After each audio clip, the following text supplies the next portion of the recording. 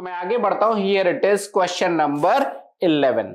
अब देखो ये क्वेश्चन में कुछ ऐसा अलग नहीं है, जो हमने पढ़ा हुआ अभी तक वही है कि एक आयत की लंबाई में 10%, चौड़ाई में 20% बढ़ा दिया जाता है, आयत के क्षेत्रफल पर क्या प्रभाव पड़ेगा। This is the question. Question is very easy.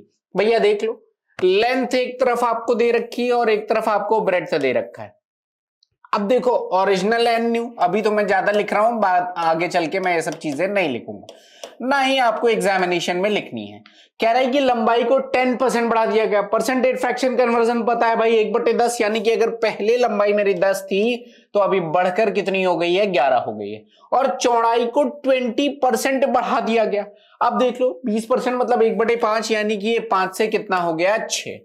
तो अगर मैं ओरिजिनल एरिया की बात करूं तो length into breadth this is 50 and new area is 66। मतलब 50 से बढ़कर आपका एरिया 66 हो गया है, यानी कितने की वृद्धि हो रही है, 16 की वृद्धि हो रही है। तो 16 अपॉन में कितना हो गया, 50 इंटू में हो जाएगा 100, यानी कि ओवरऑल 32% का इंक्रीमेंट हो रहा है। Option number C is the correct answer.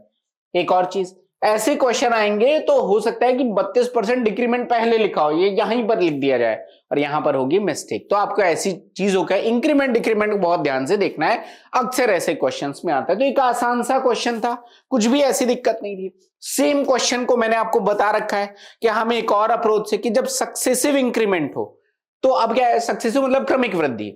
अब इसका क्या मतलब है, जैसे यहां पर एक चीज 10% बढ़ रही है, दूसरी चीज 20% बढ़ रही है और फाइनल रिजल्ट दोनों के प्रोडक्ट पर है, तो हम ऐसे क्वेश्चन को ऐसे भी कर सकते हैं कि a प्लस बी, और मैंने फॉर्मूला बताया था प्लस माइनस ए बी। अगर डिक्रीमेंट होगा तो यहां पे माइनस हो जाएगा, इंक्रीमेंट है तो यहां पे प्लस हो जाएगा अपॉन में 100।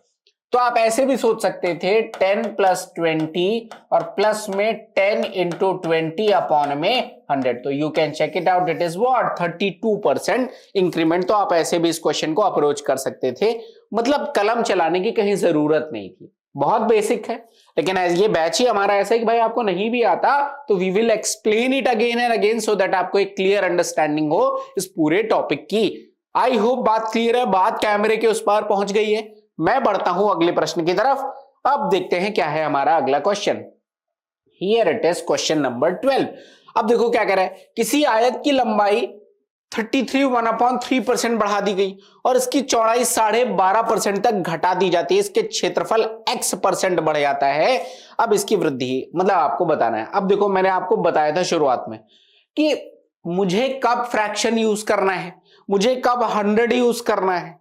अब उसका एक तरीका है कि भाई जब इस तरह की वैल्यू है जहां पर ये डेसिमल वाली वैल्यू है तो मेरे लिए बेटर मेथड क्या है, मैं फ्रैक्शन यूज कर लूं। अगर ये इंटीजर फॉर्म में होता 10%, 5%, 20% तो मैं शायद डायरेक्ट ही लगा देता। तो आप कैसे भी कर सकते हो। ऑप्शन जब क्लोज नहीं होते तो आप एस्टिमेशन के साथ भी इस क्वेश्चन को लगा सकते हो। 33.3 है, 12.5 है तो 33 12 45 और वो 45.8, तो ये हो गया ए बी इंटू 100 मतलब 33.3 इंटू 12.5/100 अप्रोक्सीमेट करके भी आप आंसर लगा सकते हो, उससे भी आ जाएगा। अदरवाइज सिंपल तरीका, इस 33 1/3% की फ्रैक्शनल वैल्यू कितनी होती है, 1/3। न्यूमरेटर क्या होता है, चेंज को रिप्रेजेंट करता है। चेंज कैसा है, यहां पर बढ़ा दिया जाए, यानी कैसा है, पॉजिटिव। तो मतलब क्या हुआ कि अगर लंबाई पहले 3 थी तो अभी बढ़कर कितनी हो गई है, 4 हो गई है। सिंपल, कोई डाउट नहीं, आगे बढ़ो। अब कह रहा है ये लंबाई के बारे में, आप चौड़ाई देख लो 12.5% तक, यहां पर चेंज कैसा है, नेगेटिव, क्योंकि कह रहे हैं साहब घटा दिया गया। तो चेंज अगर नेगेटिव है यानी कि क्या हुआ, दिस इज 1/8, कोई डाउट नहीं होगा, सिंपल। और अब चेंज नेगेटिव है यानी this value will be negative. मतलब अगर पहले आपकी चौड़ाई 8 थी तो अभी 8 में से 1 घट गई तो ये कितनी हो गई, 7। तो original area is 24 and new area is 28। अभी आप बोलो कि भैया ये बढ़ रहा है कि नहीं बढ़ रहा है, यहां पर डिक्रीमेंट वाला तो कोई सीन ही नहीं था। रीजन मीन कि दे हैव ऑलरेडी क्लियर कि भाई x% बढ़ रहा है, तो कोई डाउट नहीं। अब देख लो 24 से बढ़कर 28 हो रहा है, यानी 4 का इंक्रीमेंट हो रहा है कितने पर, 24 पर, इंटू में 100, दिस विल बी 1/6। 100/6, 16 सही, 2/3% is the correct answer. Option number A is the correct answer, चूंकि दूसरा कोई ऑप्शन नहीं था। अदरवाइज आपको मैंने कहा था कि ये काम करिएगा कि एक तो परसेंटेज फ्रैक्शन कन्वर्जन आप इतनी बार लिख लो कि आपको चीजें एकदम याद हो जाएं। लिख लो, मैं ये कहता हूं उसकी प्रैक्टिस करो रादर देन लर्निंग। और दूसरा ये है कि भाई 2/3 को डेसिमल में बदलोगे तो 0.66 आएगा, वही चीज यहां पर थी तो डायरेक्ट दिख रहा था। Clear? Answer is option number A. I hope clear है, कोई डाउट नहीं होगा इसमें, सिंपल सा क्वेश्चन था। बढ़ता हूं मैं अगले क्वेश्चन की तरफ। Here it is question number 13। अब देखो क्वेश्चन नंबर 13 दोस्त क्या कह रहा है, किसी वृत्त की त्रिज्या में 12% की कमी की जाती है तो वृत्त के क्षेत्रफल में कुल कमी। क्वेश्चन बेहद आसान है, लेकिन कई लोगों को डाउट आएगा, क्वेश्चन का आंसर बिना कलम चलाए भी किया जा सकता है। जैसे 12 12 24 माइनस 1.44, तो 24 में से एक जाएगा 23 और उसमें से 0.44, तो ये आपका आंसर आ गया। अब क्या किया, मैं बार बार रिपीट करूंगा शुरुआती क्लासेस में, सो दैट कि आपको वो चीजें रिलेट कर पाओ और आप भी डायरेक्ट अप्लाई कर पाओ। पहला तरीका, 12% की कमी की जा रही है। अब देखो 12% की कोई फ्रैक्शनल वैल्यू ऐसे तो नहीं पता, तो मैंने बताया भाई दुनिया में प्रतिशत कहीं हटे दिखे तो हटा देना। कैसे? 12/100, 4 3 12, ये आ जाएगा 25। यानी कि अगर पहले 25 था रेडियस, तो अभी 3 की कमी हो गई, कितना हो गया 22। बोलो हाँ या ना, कोई डाउट नहीं होगा, ऑल क्लियर? राइट, चलो आगे बढ़ते हैं। तो 12% की कमी की जाती है तो वृत्त के क्षेत्रफल में कुल कमी। अब देखो इसमें कई बच्चों को डाउट आता है, बहुत सारे लोगों को पता होगा, लेकिन अगर एक भी बच्चे का डाउट है तो मेरी जिम्मेदारी बनती है कि मैं क्लियर करूं। देखो दोस्तों, मेंसुरेशन पे बेस्ड परसेंटेज चेंज वाले क्वेश्चन खूब आते हैं। मेंसुरेशन, क्योंकि यहां पर भैया सर्कल की बात हो गई। अब आप देखो इसका फॉर्मूला क्या होता है, फॉर्मूला होता है पाई आर स्क्वायर, जिसमें दिस इज कांस्टेंट, और जो कांस्टेंट होता है ये आपके प्रतिशत परिवर्तन पर एक रत्ती भी फर्क नहीं डालता। जो कुछ भी फर्क डालेगा वो रेडियस डालेगा, और रेडियस क्या है भैया, एक वेरिएबल है। तो ये कितनी बार आ रहा है, आर स्क्वायर का मतलब आर इंटू आर। आपने भी आर को सिर्फ एक बार रखा, समझिएगा मेरी बात, एक बार समझ गए तो कभी जीवन में डाउट नहीं होगा। तो आर इंटू आर करना है, तो दोबारा भी 25 से कितना आ जाएगा, 22 आ जाएगा। अब आर स्क्वायर मल्टीप्लाई करना है तो 25 इंटू 25 625, और ये कितना आ जाएगा 484।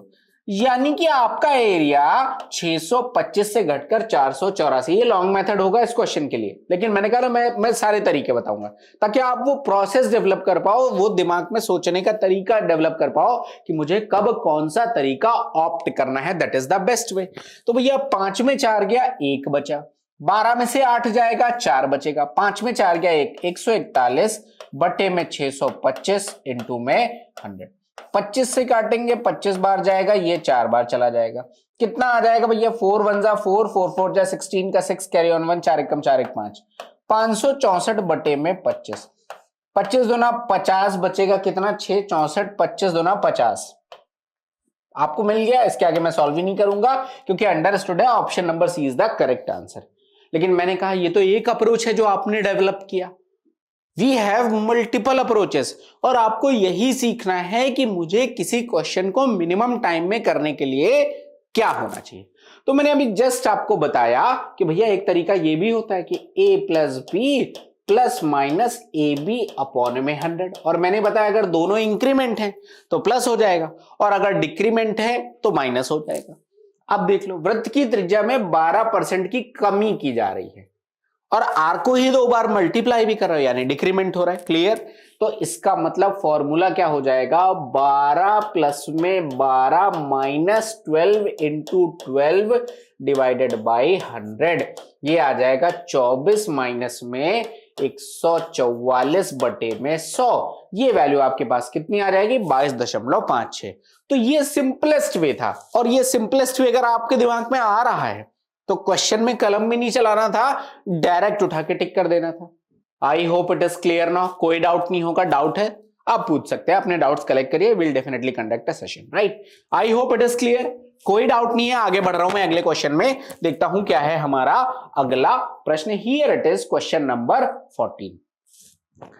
अब देखो क्वेश्चन में क्या हो गया इस बारी, एक क्यूबॉइड है जिसकी लेंथ 26 2/3% बढ़ा दी गई, उसकी जो ब्रेड्थ है 10% डिक्रीज कर दी गई, और हाइट 25% डिक्रीज कर दी गई। इसके आयतन में कुल परिवर्तन। तो अभी तक हमने जो लास्ट 1 2 क्वेश्चन 3 क्वेश्चन किए, वहां पर वेरिएबल थे 2, इस बार वेरिएबल है 3। इट इज अ क्यूबॉइड, और क्यूबॉइड का मतलब व्हाट, LBC, एंड एच, कोई दिक्कत नहीं है, प्रोसेस विल रिमेन सेम। आपको दोनों तरीके में बताऊंगा अगेन।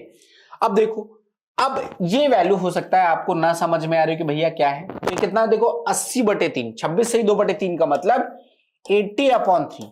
परसेंटेज हटाओगे तो 100 से डिवाइड कर दोगे, ये आ जाएगा 4, ये आ जाएगा 5, ये आ जाएगा 4/15। एक प्रॉब्लम खत्म है। 25%, 10% इज नॉट द प्रॉब्लम। तो मैं लंबाई पे जाता हूं। पहले आपकी लंबाई कितनी थी, 15 थी, और अब देखो चेंज क्या है, पॉजिटिव है, तो दिस 4 विल बी पॉजिटिव। तो 15 में 4 की वृद्धि हो गई, तो कितना हो गया, 19 हो गया। बोलो हाँ या ना। बी कितना है। नाउ ब्रेड्थ के बारे में कह रहा है कि 10% घटा दिया गया। Change is what, negative. 10% का मतलब 1/10। तो अगर ओरिजिनल 10 थी और 1 की कमी हो गई तो इट इज नाउ 9। सिंपल है। दोबारा आ जाओ हाइट के बारे में। एंड नाउ ये कह रहे हैं कि साहब ऊंचाई में 25% की कमी अगेन हो जा रही है, घटा दी जाती है। Change is what, negative. 25% का मतलब 1/4। तो ये 4 से 1 की कमी हो गई, कितनी हो गया, 3। 15 दाम में 150 इंटू में 4, here it is 600।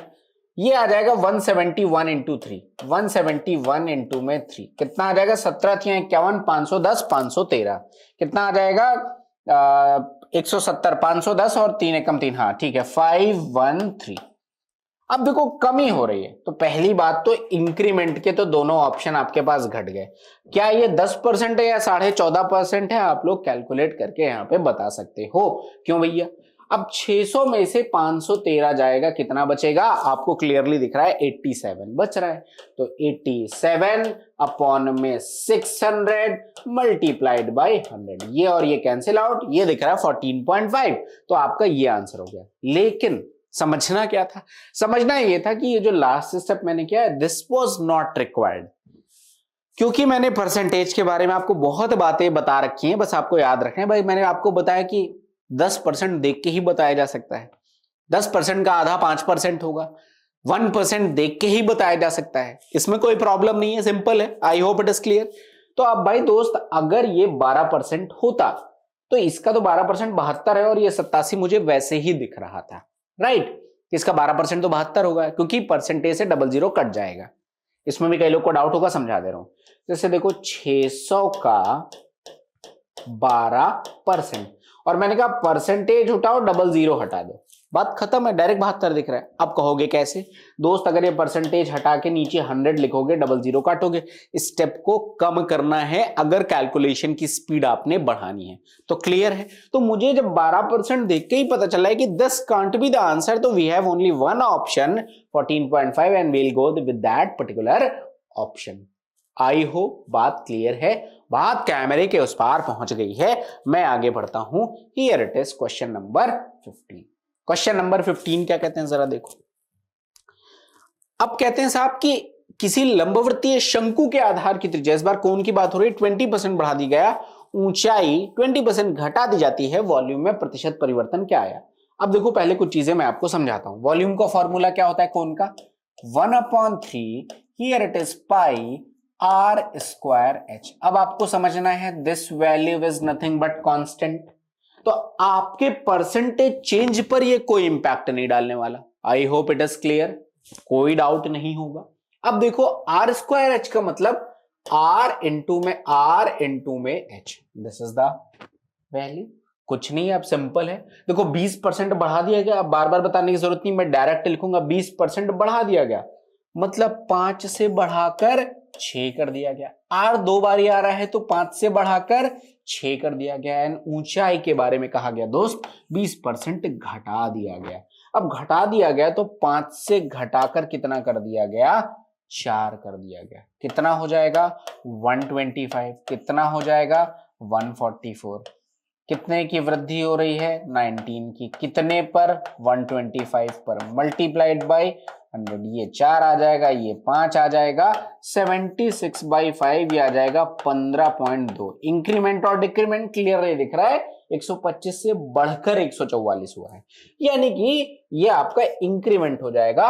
Option number D is the correct answer. जो मैंने लास्ट क्वेश्चन में कहा था, मैं रिपीट कर दे रहा हूं कि ये तो एक तरीका है, क्या इसको a plus B plus AB by 100 से लगा सकते हैं? बिल्कुल लगा सकते हैं, लेकिन प्रोसेस को 2 बार ही करना पड़ेगा।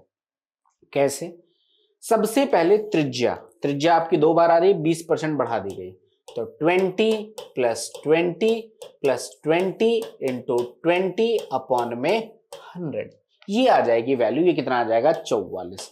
और 44 के बाद ऊंचाई आपकी क्या है, यहां पर घटाई जा रही है, तो 44 माइनस 20, अब अंदर चाहे माइनस लगा लो या प्लस का साइन यूनिवर्सल रख लो, तो 44 इंटू में माइनस का 20 डिवाइडेड बाई 100, ये आप सॉल्व करोगे, आपको आंसर यहां से भी सेम मिलेगा, लेकिन ये क्या है, रिलेटिवली कैलकुलेशन ज्यादा पड़ रहा है, 2 स्टेप में हो रहा है, इसलिए मैंने उसको नहीं किया, लेकिन इस तरीके से भी इस क्वेश्चन को किया जा सकता था। बोलिए कोई डाउट है? कोई डाउट है तो जल्दी से बताइए।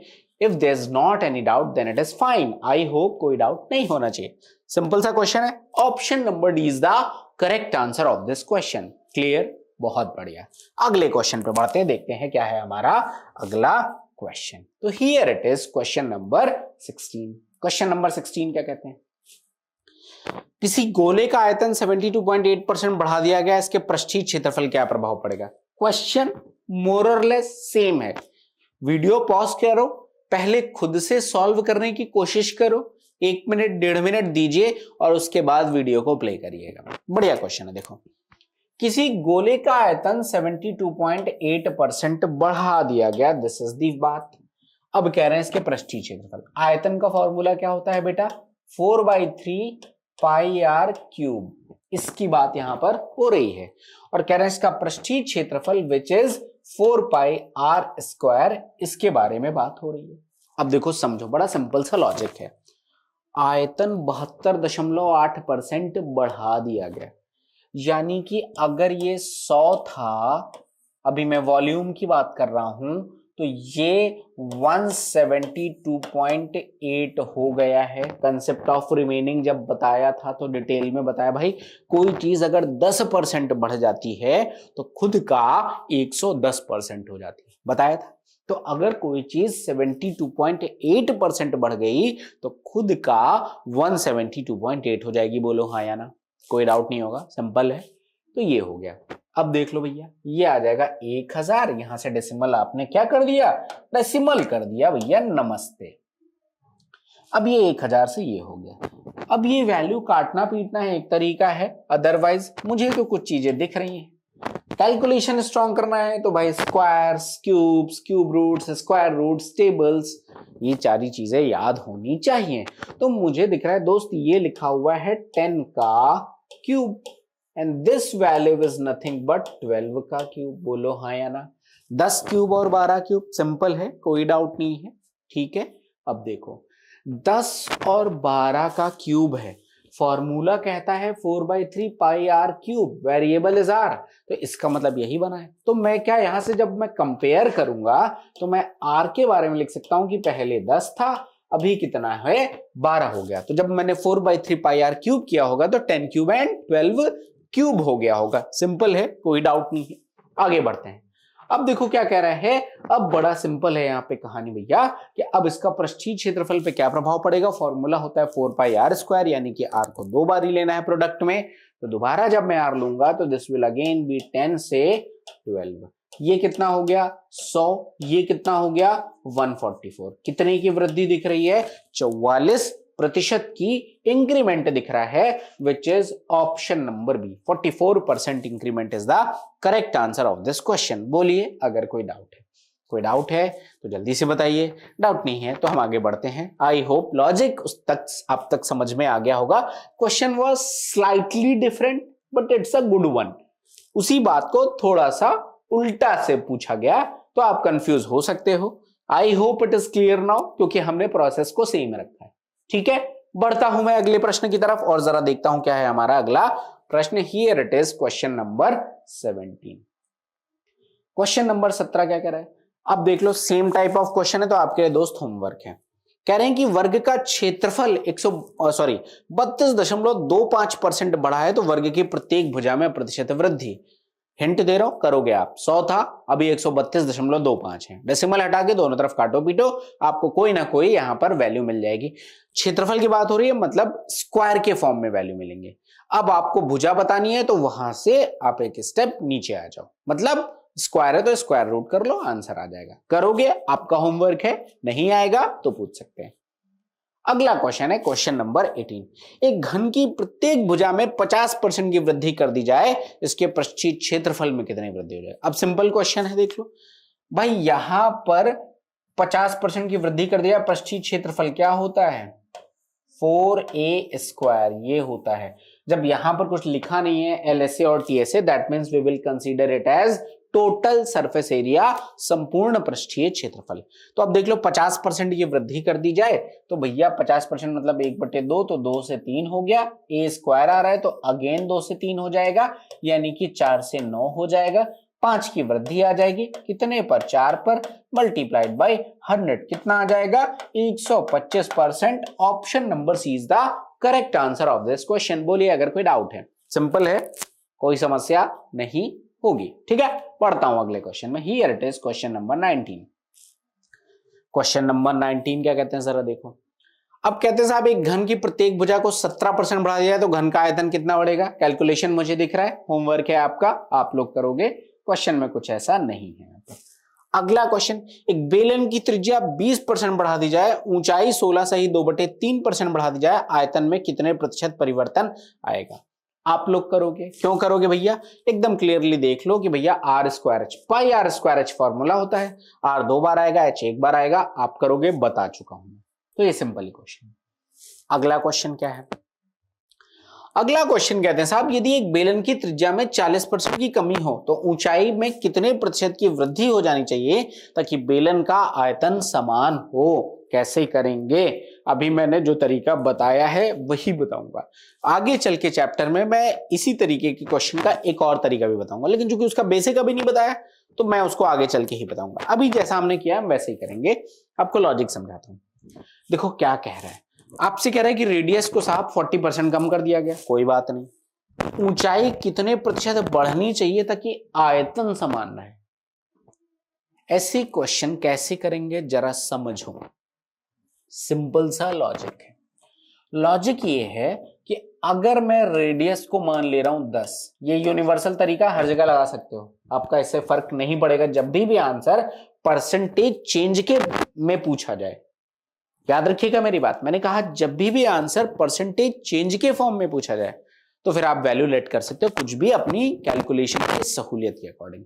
तो मैंने रेडियस माना 10, हाइट कितना मान लिया, हाइट मैंने अगेन माना 10। ठीक है, अब देखो ऊंचाई कितने प्रतिशत बढ़नी चाहिए मुझे पता नहीं, लेकिन मुझे पता है कि वॉल्यूम का फॉर्मूला कितना होता है, क्योंकि आयतन की बात हो रही है। तो फॉर्मूला क्या होता है बेलन का, पाई r²h, दिस इज कांस्टेंट, कोई रूल नहीं है। r इंटू 10, तो 10 फिर इंटू में 10, और हाइट भी मैंने 10 मान रखी है।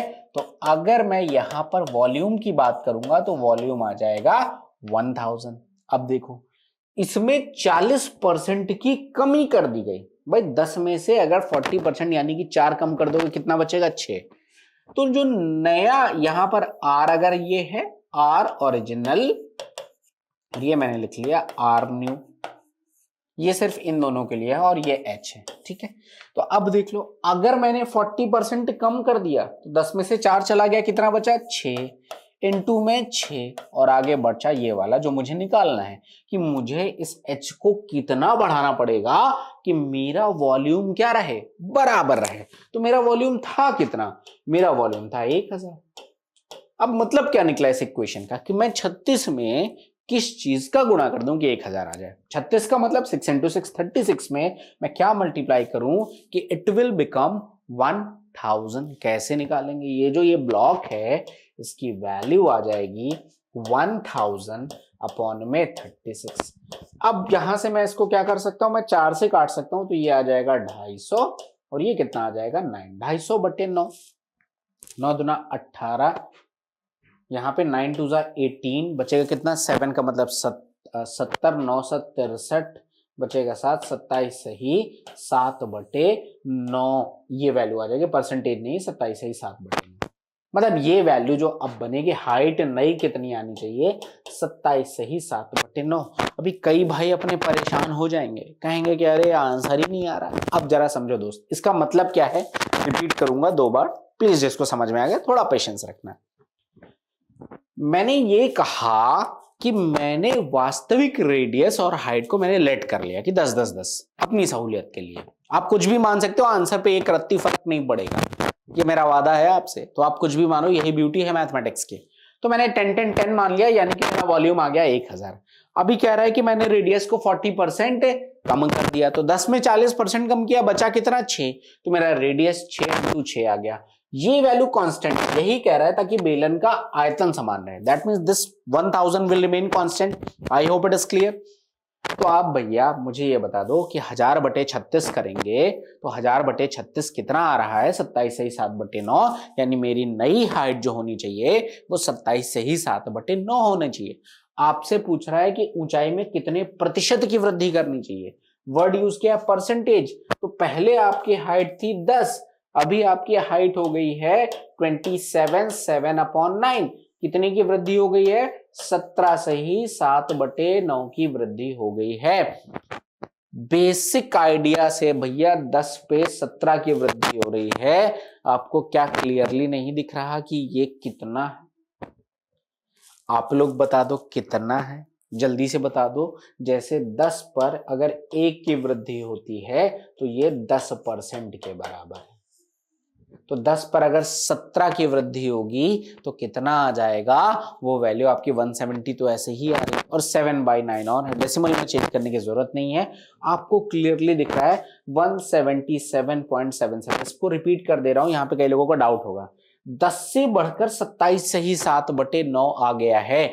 वृद्धि कितनी की हुई, तो 10 में 17 सही 7/9 की वृद्धि हुई। तो आप अगर परसेंटेज में ऐसे निकालोगे तो 17 सही 7/9 अपॉन में 10 इंटू में 100 आप करोगे, तब आपका आंसर आएगा, जिसको मैंने डायरेक्टली कर लिया, क्योंकि 10 या 100 बेस हो, 50 बेस हो तो कैलकुलेशन बेहद आसान होता है। तो आपका आंसर कितना आ गया, 177.77%। इतने की वृद्धि हाइट में करनी पड़ेगी, तो your volume will remain unchanged. This is simple. बोलो अगर कोई डाउट है। एकदम सिंपल सा तरीका है, एकदम सिंपल से तरीके से ही मैंने आपको ये तरीका बताया है। एक और भी तरीका है इस क्वेश्चन को करने का, बट चूंकि उसके लिए कुछ मुझे बेसिक बताना है तो मैं दोबारा रिपीट करूंगा। जब मैं उस पूरे कंसेप्ट को बताऊंगा तो ऐसे क्वेश्चंस को भी आपको क्लियर कर दूंगा। You don't have to worry about anything. पूरी बहुत डिटेल में आपको पढ़ा रहूंगा, इसीलिए मैं बहुत धीरे भी करा रहा हूं आपको। तो अब देखते हैं नेक्स्ट क्वेश्चन क्या है हमारा। Here it is question number 22। अब देखो क्या कह रहे हैं साहब, कह रहे हैं यदि किसी संख्या के 62% और 80% के बीच का अंतर 198 है तो उस संख्या के 92% और 56% के बीच का अंतर ज्ञात कीजिए। सिंपल है, कोई दिक्कत नहीं है भैया। डायरेक्ट देखो, अब मैं तेजी से करूंगा। कोई भी संख्या होगी, we don't have to worry about कि भैया नंबर क्या था, जो सामने दिख रहा है उस इंफॉर्मेशन पे जाओ। संख्या कुछ भी होगी, तो संख्या के 62% और संख्या के 80%, दोनों के बीच का गैप कितना है, 62, 8, 70, 10, 80। मतलब जो भी संख्या है उसका 18%, यही तो गैप होगा ना 62 और 80% के बीच का। तो संख्या का 18% क्या कह रहा है, ये अंतर 198 के बराबर है। मतलब जो भी संख्या है उसका 18% इज इक्वल टू 198। तो भैया यहाँ पे 100% कितना आ जाएगा, 100% बराबर आ जाएगा 1100 के। 100% किसके बराबर आ जाएगा, 1100 के। जल्दी से बोलिए अगर कोई डाउट है। ठीक है, तो ये आ गया 100% बराबर 1100। सिंपल है, कोई डाउट नहीं होगा। तो अब 100% का मतलब संख्या इटसेल्फ, नंबर आ गया 1100। अब कह रहे हैं उस संख्या के 92% और 56% के बीच का अंतर। तो जरा दोनों के बीच का डिफरेंस देखो, 56 है 66, 76 86 और 692, मतलब ये डिफरेंस आ गया 36%। तो संख्या का 36% यानी आपको निकालना है 36% ऑफ 1100। परसेंटेज से 00 खत्म हो गया, ये चीज समझ में आ रही होगी, बताया है। अब देख लो 36 गुणे 11 तो 6, 6 3 9 और ये 396 is the correct answer. Option number C is the correct answer. कितना आसान सा क्वेश्चन था। एग्जाम में अगर होते चैप्टर की प्रैक्टिस अच्छी होती तो अब क्या करते, सीधा देखते 18% बराबर 98, 1% बराबर 11, 100% बराबर 1100। 1100 का ये मुझे निकालना है 36%, खट से निकाला था 11 गुणे 36, वो आप कर लोगे, बहुत आसान है, कोई दिक्कत की बात यहां पर नहीं होनी चाहिए। ठीक है, अब देखो जो मैं अभी जोड़ के बता रहा था मैं आपको बता दे रहा हूं। जैसे 36 है और मुझे 11 करना है तो मैंने क्या किया, सबसे पहले 6 लिखा, फिर ये इन दोनों को जोड़ के लिख दिया तो ये 9 आ गया, फिर ये डिजिट लिखा। एक्चुअली 11 का स्क्वायर होता है 121। ठीक है, तो 11 में जब किसी चीज का मल्टीप्लाई करोगे तो पहले एक संख्या लोगे, तो मैंने एक संख्या ली 6, फिर मैं दो संख्या लूंगा तो मैंने दो संख्या ले ली 9, फिर लास्ट में एक संख्या तो ये वाली ले ली। इस तरीके से 111 4 टाइम्स 1 इन सबका लॉजिक निकल सकता है। ठीक है, आई होप इट इज क्लियर है, कोई डाउट नहीं है भाई, क्लियर। बढ़ते हैं अगले क्वेश्चन में। तो here it is question number आपके पास क्या हो जाएगा, question number 23। Here it is question number 23। एक धनात्मक संख्या k को स्वयं के 30% से गुणा किया जाता है तो प्राप्त संख्या k से 170% अधिक होती है। यहां पर कई बच्चे गलती करते हैं, मैं हाईलाइट कर रहा हूं कि 170% अधिक होती है तो k का मान बताओ। ऐसे क्वेश्चन को करने के दो अप्रोच हैं। पहला तरीका है ऑप्शन, ठीक है, कि 9 है, 9 का 30% 2.7 होगा, उसमें 9 का गुणा करो, थोड़ा सा कैलकुलेशन बनेगा। वैसे भी कर सकते हो, सिंपल वैल्यू तो खट से कर लो, ऐसे भी कर लोगे, इसमें कुछ ऐसा है नहीं। और दूसरा तरीका जो इनका बेसिक है, जरा देखो, संख्या k को स्वयं के 30% मतलब कितना आ जाएगा, 30 इंटू के बाई 100 यानी कि 3k बाई 10 से गुणा कर रहे हैं। संख्या को स्वयं के 30% से गुणा किया जाता है तो प्राप्त संख्या k से 170% अधिक होती है। अब ध्यान देना, मैंने कहा था यहां पे गलती होती है, k से 170% अधिक होती है। जैसे मैं कहूं कि मेरे पास 5 रुपए हैं, किसी के पास मुझसे 3 रुपए अधिक हैं, तो उसके पास कितने, 5 प्लस 3। तो अगर कोई नंबर k से 170% अधिक है यानी कि k प्लस k गुणे में 17/100, ये आ जाएगी वैल्यू। तो ये कितना आ जाएगा, ये 3k बाई 10 होना चाहिए। ठीक है, मैं इसको डिलीट कर दे रहा हूं, ये 3k बाई 10 हो जाएगा। क्यों हो जाएगा, क्योंकि भैया आप ऐसे सोचो कि यहां पर ये कितना आ जाएगा वैल्यू, 30k/100, तो 0 से 0 कट जाएगा, 3k बाई 10, और यहाँ पे k प्लस k से 170% अधिक है तो k गुणे 170/100 यानी 17/10 आ जाएगा। तो ये यहां पर ये भी एक एक्स्ट्रा लगा है। क्लियर है, अब आगे बढ़े हो। देखो ये कितना बन गया, ये बन गया 3k स्क्वायर बाई 10 और ये बन जाएगा 10k प्लस 17k यानी कि 27k 27k बाई 10। ये और ये कट गया, यहां से ये कट गया, यहां से ये कट गया, k इज इक्वल टू कितना आ जाएगा, 9 आ जाएगा। Option number A is the correct answer. Option से भी कर सकते हैं बशर्ते आपका कैलकुलेशन अच्छा हो। कैसे, जैसे 9 ही आ गया, मैं मान लो मैं 6 ऑप्शन उठाता, पहला ऑप्शन 6 होता तो 6 का 30% गुणा होता है तो 6 का 30% आ जाता है 1.8, तो 6 गुणे 1.8 तो 18 छक्के 108 मतलब कितना आ जाएगा आपका, ये वैल्यू आ जाएगी 10.8। ये बराबर हो जाएगा k से 170% अधिक है। तो 6 प्लस 6 गुणे 170/100 वैल्यू निकाल लो और कैलकुलेट कर लो, वही आ जाएगा। तो वैसे भी कर सकते हैं, थोड़ा सा कैलकुलेशन तो बनेगा, डायरेक्ट मल्टीप्लिकेशन वाली वैल्यू नहीं है, लेकिन सिंपल कैलकुलेशन था। ठीक है, बढ़िया है, option number A is the correct answer. बढ़ता हूं मैं अगले प्रश्न की तरफ। Here it is question number 24।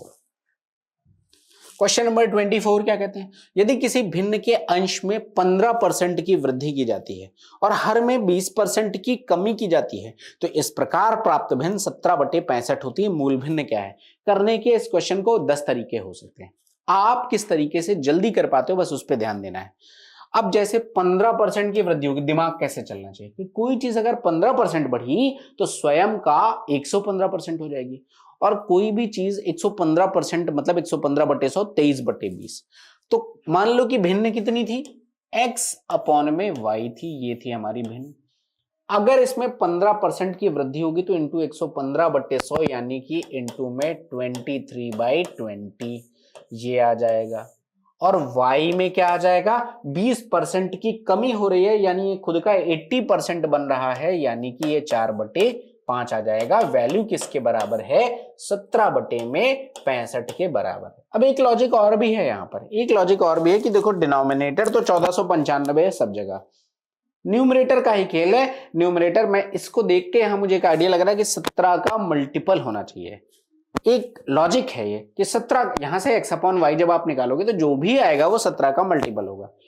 17 कम 17 बचा 11 नहीं हो सकता, ये भी नहीं हो सकता, और ये भी नहीं हो सकता। ये आपका आंसर, ये आपका आंसर है। आप डायरेक्ट टिक कर सकते हो। कैसे किया, देखो डिनोमिनेटर सबके सेम है, अगर सेम ना होते तो ये 13/65 है, तो मतलब 5 तो सब जगह दिख रहा है, 13 से हम डिवाइड करके चेक करते, लेकिन ऊपर जो भी न्यूमरेटर होगा वो 17 का मल्टीपल होगा, क्योंकि जो कुछ भी होगा गुणा भाग वो 17 में होगा।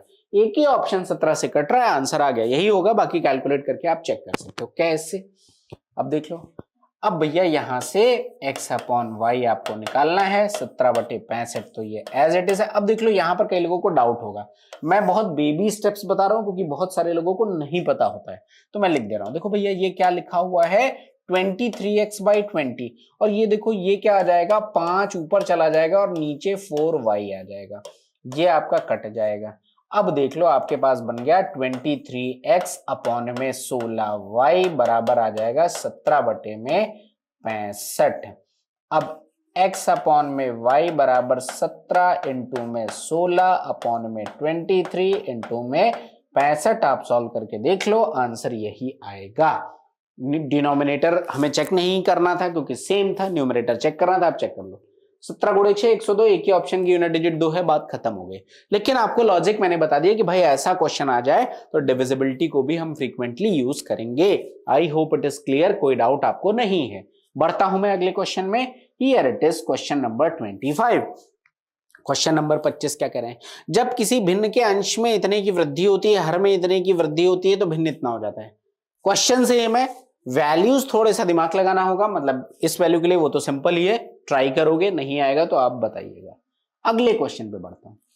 अगला क्वेश्चन क्या कह रहा है, ये भी एक आसान क्वेश्चन दिख रहा है। 930 को एक संख्या में जोड़ा जाता है तो संख्या स्वयं का 444 कंप्लीट 4/9% हो जाती है, मूल संख्या ज्ञात कीजिए। पहला एक बड़ा सिंपल सा है, एक संख्या है k, और k में अगर मैंने 930 को जोड़ दिया तो k प्लस 930 ये बराबर है संख्या स्वयं का 444 से ही 4/9 हो जाती है। संख्या है k, और 444 से ही 4/9 मैंने बताया हुआ था, फिर से रिपीट कर दे रहा हूं ताकि भूले ना हो।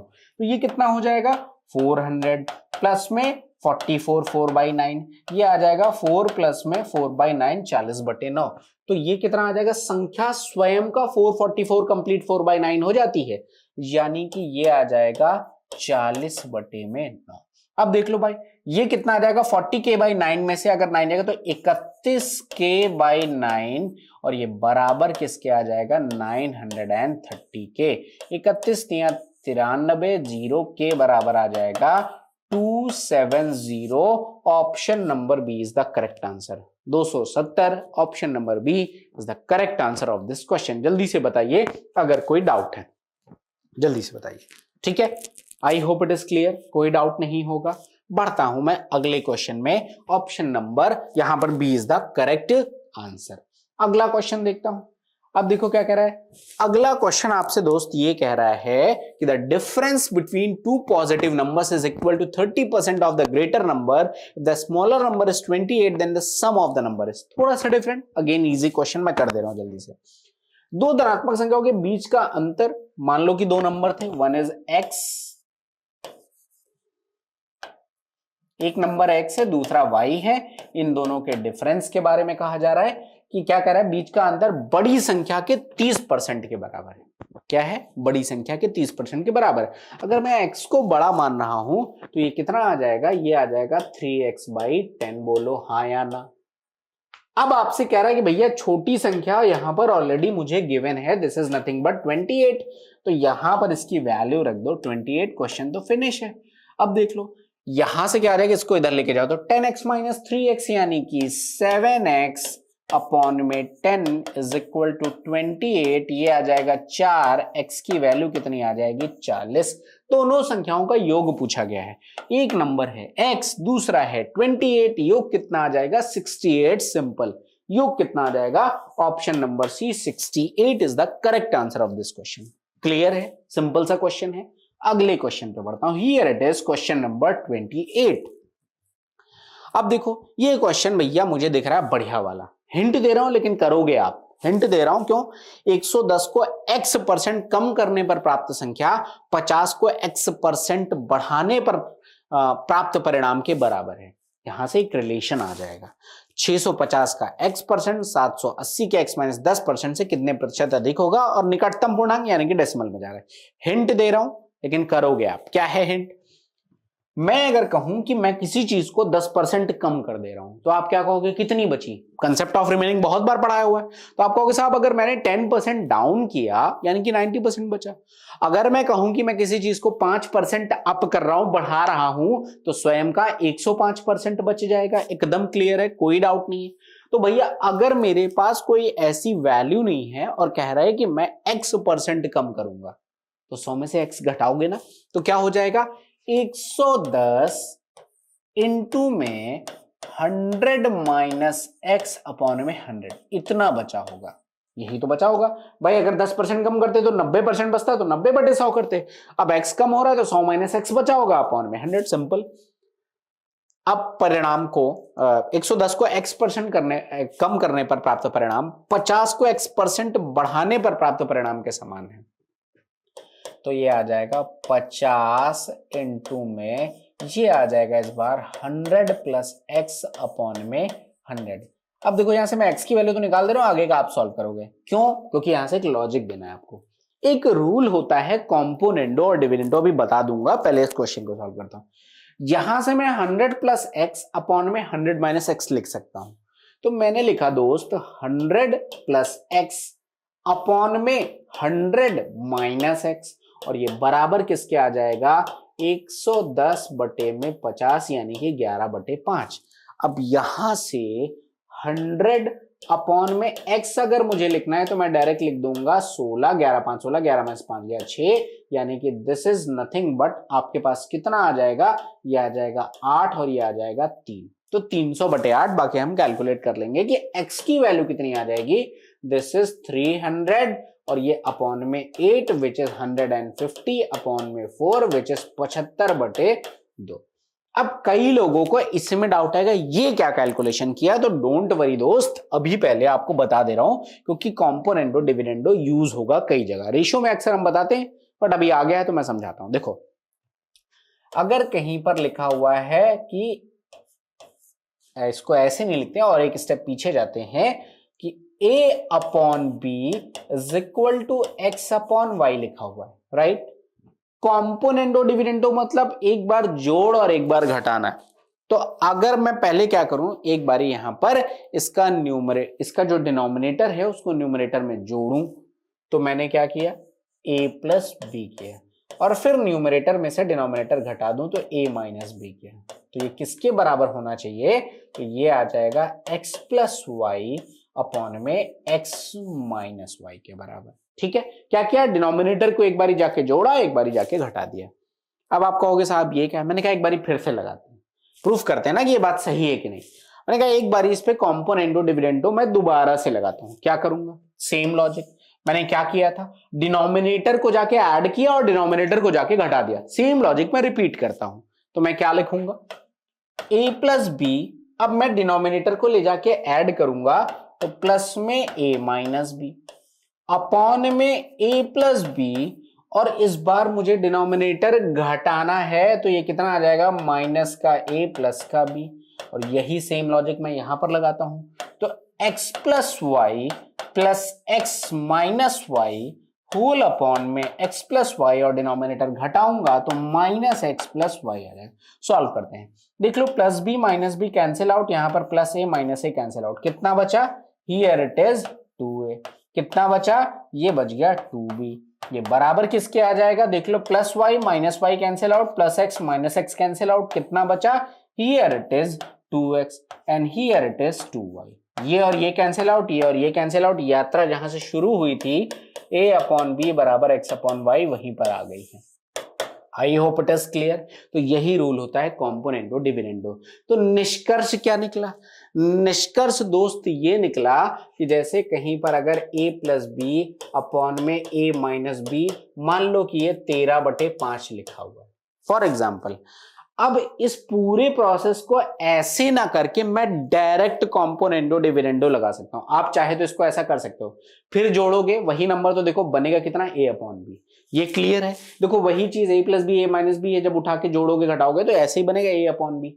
तो ये डायरेक्ट मैं यहां से लिख सकता हूं a अपॉन बी, और ये बराबर आ जाएगा 13 + 5 18, और 13 में से 5 जाएगा 8 बचेगा। ये कितना आ जाएगा 9, और ये कितना आ जाएगा 4। मैं डायरेक्ट लिख सकता हूं। आई होप इट इज क्लियर। कोई डाउट नहीं होगा। लॉजिक फिर से समझा दे रहा हूं। देखो a plus B, a minus B को अगर मैंने सॉल्व किया ऐसे, ठीक है, तो देख लो ये ऐसे सॉल्व होगा कि भाई पहले डिनोमिनेटर को ले जाके जोड़ेंगे फिर घटाएंगे, कुल मिला के 2a अपॉन 2b, ये कट जाएगा, a अपॉन b बचेगा जिसको मैंने डायरेक्ट लिख दिया, और इधर की वैल्यू भी जोड़ेंगे तो 13 + 5 13 - 5 वैल्यू आ गई। तो मैं इस पूरी कहानी को इन शॉर्ट अब जैसे ही मैं देखूंगा मैं डायरेक्ट लगा सकता हूं। यही चीज मैंने आपके क्वेश्चन में लगाई, देखो जरा। अब मुझे 100 + x अपॉन 100 - x दिखा, तो अब यहां को अगर मैं सॉल्व करूंगा तो 2 × 100 अपॉन 2 × x आएगा, दो कट जाएगा। लेकिन फायदा क्या, मैंने कॉम्पोनेंडो डिविडेंडो सीख रखा है, तो मैं डायरेक्ट लिखूंगा 100 + x बराबर 11 + 5 अपॉन 11 - 5, जिसको मैंने सॉल्व किया। तो x की वैल्यू आ गई 75/2। कैलकुलेशन है इसके बाद, वो आपका होमवर्क है। 650 का x% मतलब 650 का 37.5%, यही निकालना है।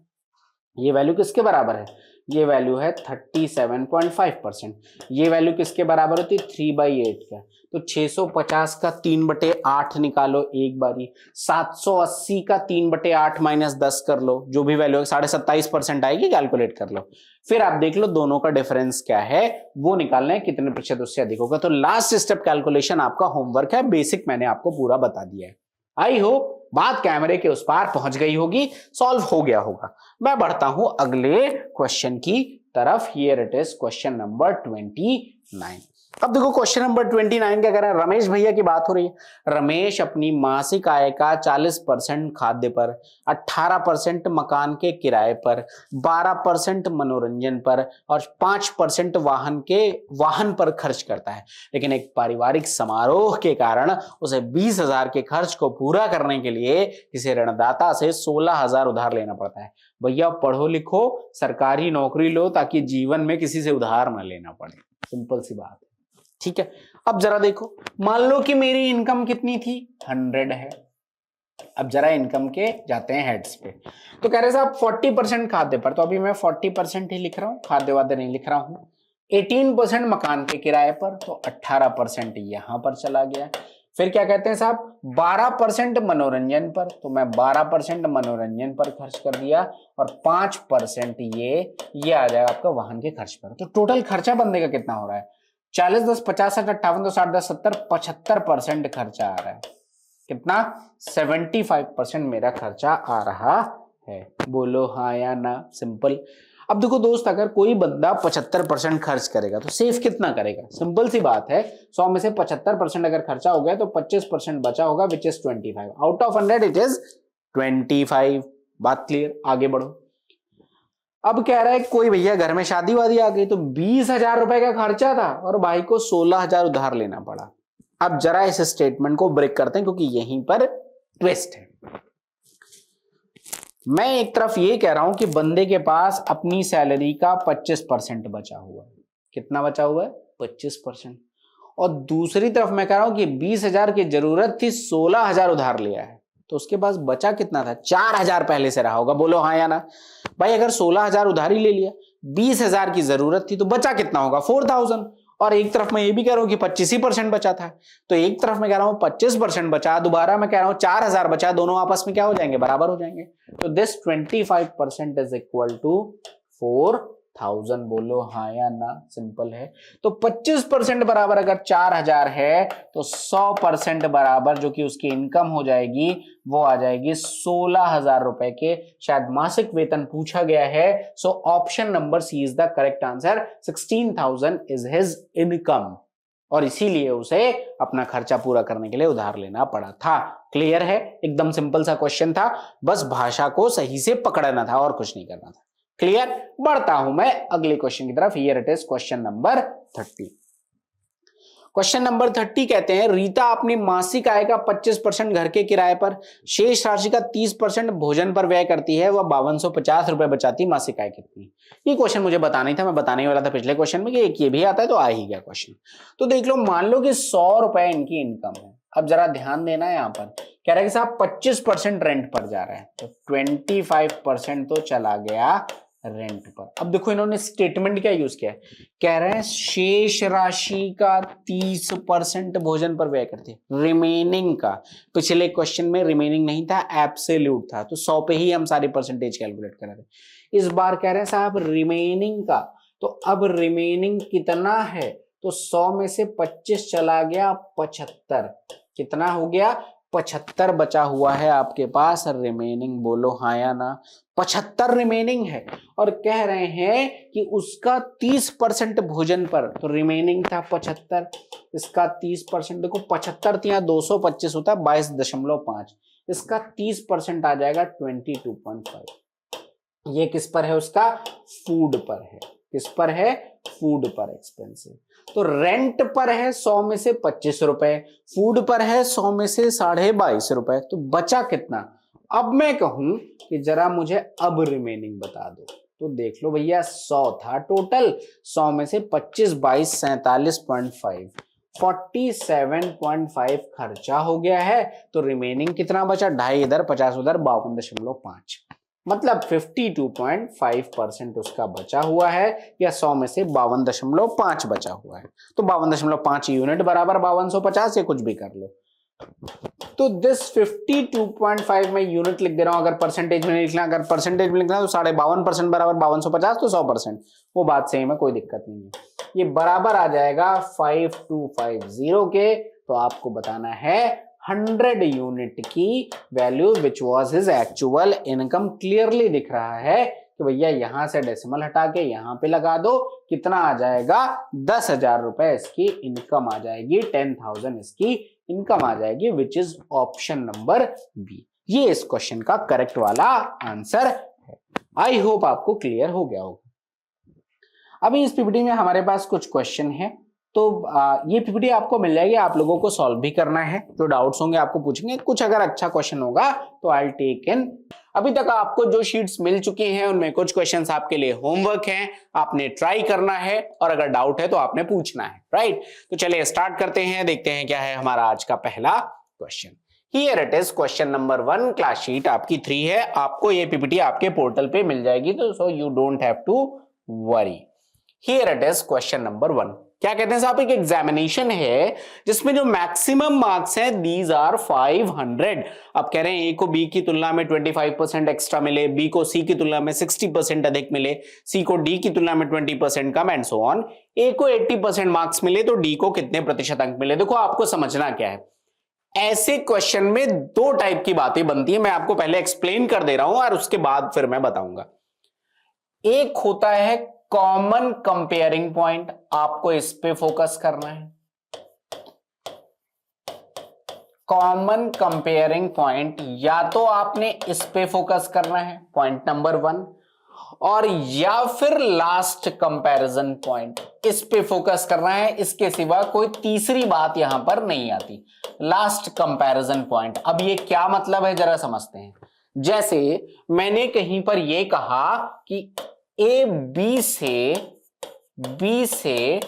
10% एक्स्ट्रा है, दिस इज स्टेट नंबर 1। फिर मैंने कहा सी बी से 5% लेस है, स्टेट नंबर 2। एंड फिर मैंने एक और जोड़ दिया, मान लो कि डी ये बी से 15% ज्यादा है। तो अब देखो मैंने कहा कि कॉमन कंपैरिजन पॉइंट आपने आइडेंटिफाई करना है, ऐसे अगर कोई क्वेश्चन आएंगे। तो अगर आप इस एग्जाम्पल को देखोगे तो मुझे एक चीज समझ में आ रही है कि हर चीज का कंपैरिजन किससे हो रहा है? बी से। That means you have to start this question from B. अगर आप मानते हो तो बी को मानोगे, 100 मान लो। इसका भी लॉजिक मैंने आपको बताया हुआ है, रिकॉल कर दे रहा हूं कि अगर इंटीजर के फॉर्म में है आपके पास चीजें, तो बेटर होता है कि आप 100 मान के चलो। अगर इंटीजर के फॉर्म में नहीं है, मिक्स्ड फ्रैक्शन के फॉर्म में आपके पास वैल्यूज हैं, मतलब आपसे कहा गया कि ए के पास बी से 16 2/3% ज्यादा है, सी के पास बी से 12.5% कम है, that means there are multiple mixed fractions. तो उस केस में उन मिक्स्ड फ्रैक्शन की फ्रैक्शनल वैल्यू लिखते हैं, जैसे 16 सही 2/3 1/6, 12.5 1/8, राइट। अब क्या करो, जो डिनोमिनेटर है उनका एलसीएम लेके वैल्यू ले लो, तो आपका मोस्ट ऑफ द टाइम आप काफी कैलकुलेशन को बचा पाओगे। तो एक बात तो ये हो गई। और दूसरा जो मैंने कहा कि लास्ट कंपैरिजन पॉइंट, ये एक बार समझ जाओगे तो ऐसे कंपैरिजन वाले कोई भी क्वेश्चन कभी भी गलत नहीं होंगे। तो लास्ट कंपैरिजन पॉइंट का लॉजिक क्या है? लास्ट कंपैरिजन पॉइंट का मतलब मैंने ए का कंपैरिजन किया बी से, फिर बी का कंपैरिजन किया सी से, और फिर सी का कंपैरिजन किया मैंने डी से। तो मतलब देखो लास्ट कंपैरिजन पॉइंट क्या है? डी, और बाकी पीछे रिलेशन में है। तो हम डी से इस क्वेश्चन को स्टार्ट करेंगे। जैसे ए के पास बी से 10% ज्यादा है, बी के पास सी से 10% कम है, सी के पास डी से 25% ज्यादा है। तो कंपैरिजन मैं डी से स्टार्ट कर रहा हूं, तो मैं डी को लेट करूंगा और फिर रिवर्स फॉर्म में क्वेश्चन को सॉल्व करूंगा। ये तो बेसिक आइडिया, और हर कंपैरिजन के क्वेश्चन में इसके सिवा तीसरी चीज नहीं आती, आपका इससे काम हो जाना है। अब देखो मैं जो क्वेश्चन आता हूं, सबसे पहले आप लोग आइडेंटिफाई करो और कमेंट में लिख के बताओगे भाई कि इनमें से, इन दोनों फॉर्म में से आपको कौन सा मिल रहा है। तो जरा पढ़ते हैं क्वेश्चन, देखो क्या कह रहा है। ए का कंपैरिजन किया जा रहा है बी से, ए को बी की तुलना में कुछ 100 एंड 100 अधिक मिले। फिर बी का कंपैरिजन किया जा रहा है सी से, कोई बात नहीं। एंड लास्ट में देखो सी का कंपैरिजन किया जा रहा है डी से। दैट मींस क्वेश्चन हम कहां से स्टार्ट करेंगे? क्वेश्चन हम स्टार्ट करेंगे लास्ट कंपैरिजन पॉइंट से। आई होप ये बात कैमरे के उस पार पहुंच चुकी है, ये एकदम क्लियर होगा। अब ऐसा कोई भी क्वेश्चन आ जाए, इतना आइडेंटिफाई करो तो आपको पहली चीज जो पता चले क्वेश्चन स्टार्ट कहां से करना, और फिर क्वेश्चन हो जाएगा। तो देखो मैंने चारों बातें लिख ली, 4 लोग हैं यहां पर, 4 वेरिएबल्स हैं A B C and D. अब मैं डी से स्टार्ट करूंगा, तो अब देख लो यहां पर डी को मैंने कितना मान लिया, अपने मन से मैंने मान लिया 100। क्यों माना? मैंने कहा अगर इंटीजर के फॉर्म में सारे परसेंटेज दिखे तो इजी कैलकुलेशन के लिहाज से इंटीजर मान लेना, 100 मान लेना, काम हो जाएगा। तो अब देखो यहां से क्या करते हैं, सी को डी के कंपैरिजन में 20% कम अंक प्राप्त हुए। तो भाई अगर इसको 100 मिला है और एक बंदा कह रहा है कि 20% लेस मिला है, तो 100 बेस माना है, तो कितना आसान हो गया कैलकुलेशन कि इससे 20% कम मिला है, यानी सी को कितना मिला है? 80। आई होप इट इज क्लियर, कोई डाउट नहीं, आगे बढ़ो। अब देखो, अब कह रहा है बी को सी के कंपैरिजन में 60% अधिक मिले। अब सी है आपका जहां से बी को कंपेयर करना है, और सी से कितना ज्यादा है? 60% ज्यादा है। भैया इस 80 का 60% कितना होगा? 48 होगा, एकदम क्लियर है। तो इससे 48 ज्यादा है बी, तो बी कितना हो जाएगा? 80 प्लस में इसका 60% विच इज 48, तो 80 40 120 और 8 128। तो बी के पास कितने आ गए? बी के जो स्कोर आ गए दैट इज 128। सिंपल है, कोई डाउट नहीं, आगे बढ़ो। And now the last one, a को बी की तुलना में 25% अधिक अंक प्राप्त हुए हैं। ए को बी की तुलना में, यानी कि इस 128 से 25% ज्यादा है। 128 का 1/4 कितना होता है? 4 तियां 12, 4 दूना 8, यानी कि 32। 32 क्या है यहां पर देखो?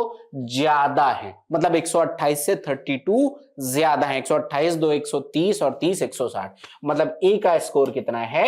160। बहुत बेसिक से बता रहा हूं मैं ताकि आपको एकदम क्लियर रहे। 1-2 क्वेश्चन में टाइम लेंगे, लेकिन ढंग से समझ गए तो चाहे कितना भी डिफिकल्ट क्वेश्चन आए यूं करोगे बहुत आसानी से। अब देखो क्वेश्चन पढ़ते हैं।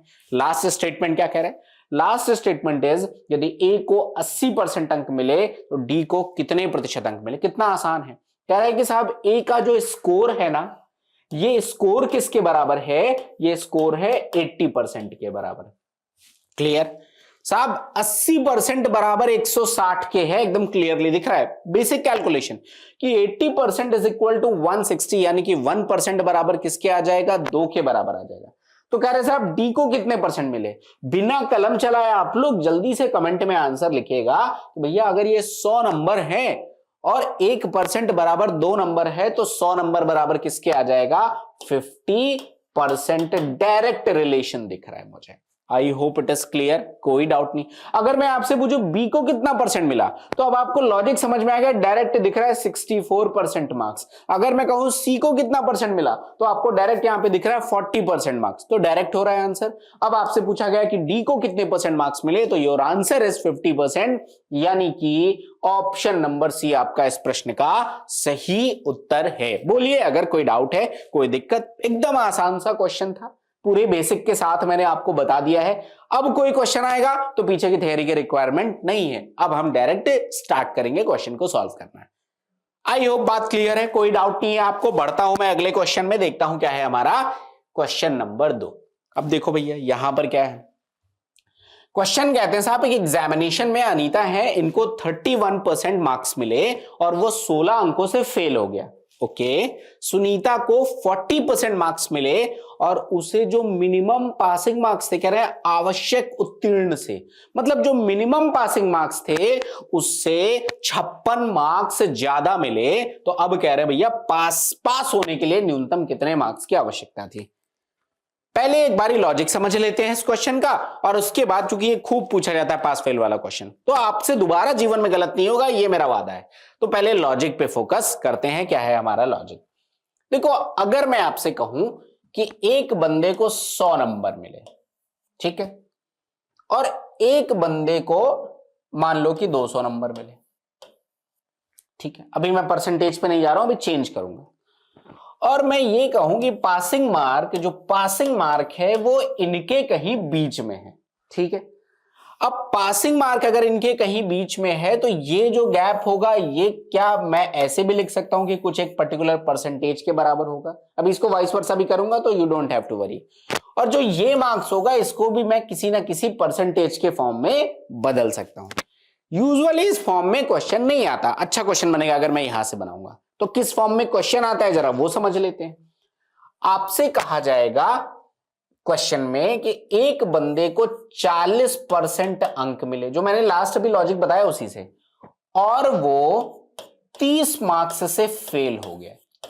40% अंक मिले और 30 मार्क्स से फेल हो गया। ये आपके पास क्वेश्चन है, आई होप कोई डाउट नहीं होगा। और दूसरी कंडीशन मैंने दिया कि बंदे को 60% मार्क्स मिले हैं, उसको 60% मार्क्स मिले हैं, और वो पासिंग मार्क्स है, कुछ भी होगा पासिंग मार्क, और वो पासिंग मार्क्स से लेट से मैंने ले लिया कि 20 मार्क्स ज्यादा पाया है, पासिंग मार्क्स से 20 मार्क्स ज्यादा पाया है। एक बार आप समझ लोगे तो आपको कभी इतनी सब कहानी करने की जरूरत नहीं। अब देखो पहले मैं एक लाइन बनाता हूं, और ये कहीं पर ऐसा है कि भैया इतना नंबर पा जाएगा, जो आपके लिए आपके एग्जामिनेशन में होता है कट ऑफ। तो let's say this is the cut off और पासिंग मार्क, राइट। तो अब ये पासिंग मार्क है, कह रहा है कि बंदा 40% नंबर पाया है और 30 नंबर से फेल हो गया। इसका मतलब क्या हुआ कि पासिंग मार्क लाने के लिए उसको 30% और लाना पड़ेगा। सिंपल सा लॉजिक है, कोई डाउट वाली बात तो है नहीं। इसका मतलब अगर मैं इस दूरी की बात करूं तो ये दूरी कितने के बराबर है, ये दूरी बराबर है 30 मार्क्स के। बोलो हाँ या ना, कोई डाउट नहीं होगा, आगे बढ़ो।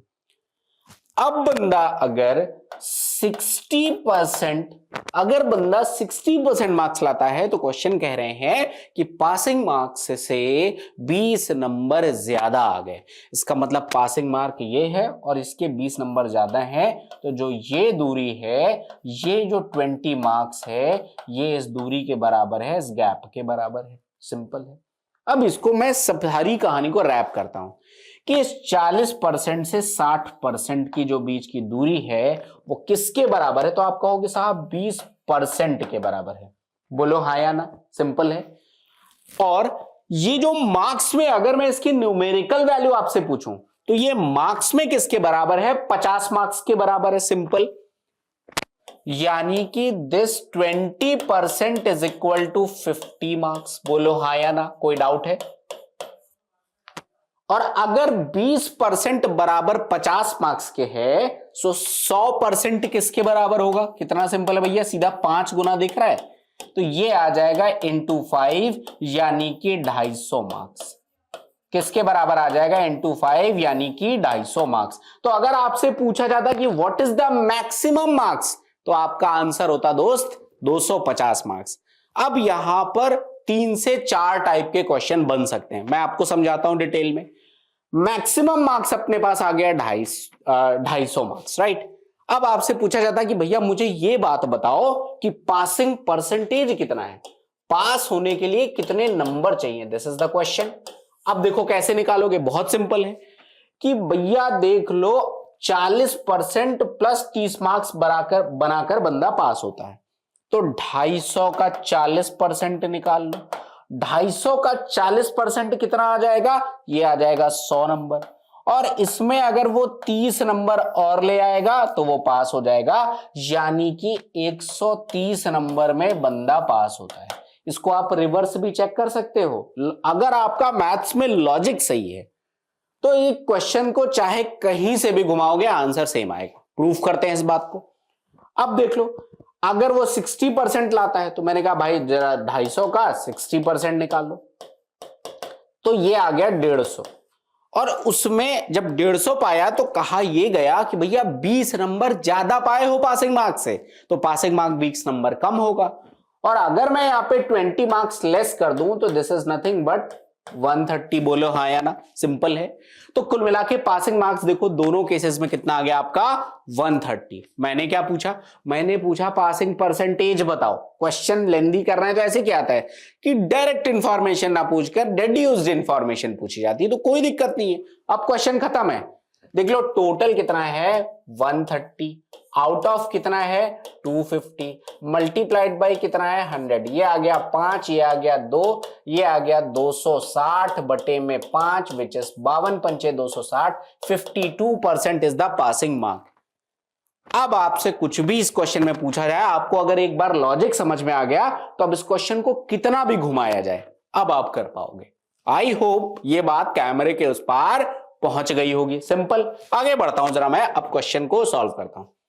अब देखो ये क्वेश्चन था, कह रहा है कि एग्जामिनेशन में अनीता को 31% मार्क्स मिले और वो 16 मार्क्स से अनुत्तीर्ण हो गया। अभी मैं शॉर्टकट भी बताऊंगा लेकिन अभी डिटेलिंग में जाऊंगा कि देखो हुआ क्या कि 31% मार्क्स मिले, यहां पर कहीं पर पासिंग मार्क है, और ये 16 मार्क्स से, ये क्या 16 मार्क्स से ये बंदा फेल हो गया। आगे बढ़ो, सुनीता को 40% मार्क्स मिले, तो ये आ गया 40% मार्क्स, और उसे आवश्यक पासिंग मार्क्स से 56 मार्क्स ज्यादा मिले, यानी कि ये जो ये दूरी है ये 56 मार्क्स के बराबर है। अब देखो लॉजिक मैंने क्या बताया, भाई इन दोनों के बीच का डिफरेंस कितना है, तो आप कहोगे साहब 9% का डिफरेंस है, और ये मार्क्स में किसके बराबर है, तो 56 10 66 72, that means this 9% is equal to 72 marks. अब क्या निकालना है, उत्तीर्ण होने के लिए न्यूनतम आवश्यक अंक ज्ञात करो। अब तो कैसे भी निकाल सकते हो क्वेश्चन, कैसे, अगर मैं यहां से 100% निकाल लूं यानी कि मैक्सिमम मार्क्स, तो मुझे डायरेक्ट दिख रहा है 9% बराबर 72, तो 1% is equal to 8, so 100% is equal to 800, यानी कि टोटल परीक्षा आपकी कितने की थी, 800 नंबर की थी। सिंपल है, कोई डाउट नहीं, आगे बढ़ो। अब आप कहीं से निकाल सकते हो, चाहे आप यहां से आंसर निकालो और चाहे आप यहां से आंसर निकालो, you will get the same answer, right. अब मुझे सिंपल क्या दिख रहा है कि भाई इसका 40% निकाल लो, तो 800 का 40% कितना हो गया 320 नंबर। लेकिन जब बंदा 320 पाए तो कहा गया बॉस 56 नंबर ज्यादा पाए हो, तो पासिंग मार्क 56 मार्क्स क्या होगा, लेस होगा। सिंपल है, तो माइनस में 56, 10 में 6 गया 4, 31 में 5 गया 26, 264। Option number B is the correct answer of this question. बोलिए अगर कोई डाउट है, ऑप्शन नंबर बी हमारे इस प्रश्न का सही उत्तर है। सीजीएल 2020 का पूछा हुआ क्वेश्चन है। आई होप पूरा लॉजिक उस पार पहुंच गया। मैंने आपसे यही कहा था कि क्वेश्चंस तो चूंकि बेसिक कंसेप्ट से ही मैं परसेंटेज के साथ खेलना आ गया। अब जैसे जैसे क्वेश्चन आते जाएंगे I will explain you in detail, ताकि आप एक बार समझ में आ गया तो आपको कभी जीवन में दिक्कत नहीं आएगी। ठीक है, आई hope it is clear now, कोई डाउट नहीं होगा। बढ़ता हूं मैं अगले क्वेश्चन की तरफ, देखता हूं क्या है हमारा question. Here it is question number 3। अब देखो क्वेश्चन नंबर 3 क्या कहते हैं साहब, कह रहे हैं कि रवि के एक एग्जामिनेशन में 46% मार्क्स ऑप्ट किए और वो 230 अंक। अब देखो डायरेक्ट क्वेश्चन, इसमें कुछ करना ही नहीं है, अगर कैलकुलेशन अच्छा है तो आंसर ऐसे मार दो। It totally depends on your calculation. क्यों? मुझे दिख रहा है 46% बराबर किसके है, मैं डायरेक्ट ही कर रहा हूं क्योंकि इतना सब मैं बता चुका हूं, 5वीं क्लास में ले चुका हूं कि भैया 46% बराबर 230 है। अब मैंने कहा कैलकुलेशन अच्छा, मैं अक्सर कहता हूं 50 तक का टेबल याद कर लो, बहुत फायदा होगा। 46 गुणे 5 होता है 230, मतलब 1% बराबर 5 है, सो 100% बराबर आ जाएगा 500, which is the maximum marks. So option number A is the correct answer. कहीं कलम चलाने की जरूरत नहीं थी, बेहद आसानी से आप इस क्वेश्चन को कर सकते थे। आई hope it is clear now, कोई डाउट नहीं होगा। बढ़ता हूं मैं अगले क्वेश्चन में। Here it is question number 4। Question number 4 क्या कहते हैं जरा देखो। अब कह रहे हैं साहब किसी परीक्षा में जो बंदे प्रेजेंट थे, उपस्थित होने वाले सभी छात्रों में से 55% छात्र क्या है, बॉयज हैं। इंफॉर्मेशन बहुत सारी है, एक पॉइंट पे लिखते हैं, एक फ्लो चार्ट बनाते हैं कि टोटल बंदे कितने थे, 100 थे। मैंने कहा ना जैसे ही आपको इस तरह की वैल्यू दिखे इंटीजर फॉर्म में, 100 मान के चलो, काम 99% ऑफ द टाइम आपका बेहद आसान होने वाला है। तो मैंने टोटल बंदे मान लिए, कितने थे, 100। अब देखो क्या कह रहा है, अब कह रहा है कि इसमें से 55% क्या है, बॉयज हैं। तो 100 में से अगर 55% बंदे लड़के हैं तो बॉयज कितने आ गए, 55। अब अंडरस्टूड इंफॉर्मेशन कितनी है, 45। बोलो हाँ या ना। गर्ल्स कितनी आ जाएंगी, 45। क्लियर है, कोई डाउट नहीं, आगे बढ़ो। यदि 60% लड़कियां और 70% लड़के पास हुए, 60% गर्ल्स पास हुए, अब इसका 60% कितना हो जाएगा, 3/5, 9 3 27, यानी कि 27 तो गर्ल्स पास हुई। कोई डाउट नहीं, सिंपल कैलकुलेशन है। और कहते हैं साहब 70% बॉयज पास आउट हुए, तो ये 70% पास हुए। अब इसका 70% कितना आ जाएगा, 7/10। ये कितना आ जाएगा, इनटू में 7 अपॉन में 10, तो ये कितना आ जाएगा, यहां से 2 आ जाएगा, 77/2 यानी 38.5। 38.5 ये आपके बॉयज हुए। अब कह रहे भैया फेल कितने लोग हुए, क्वेश्चन तो फिनिश है।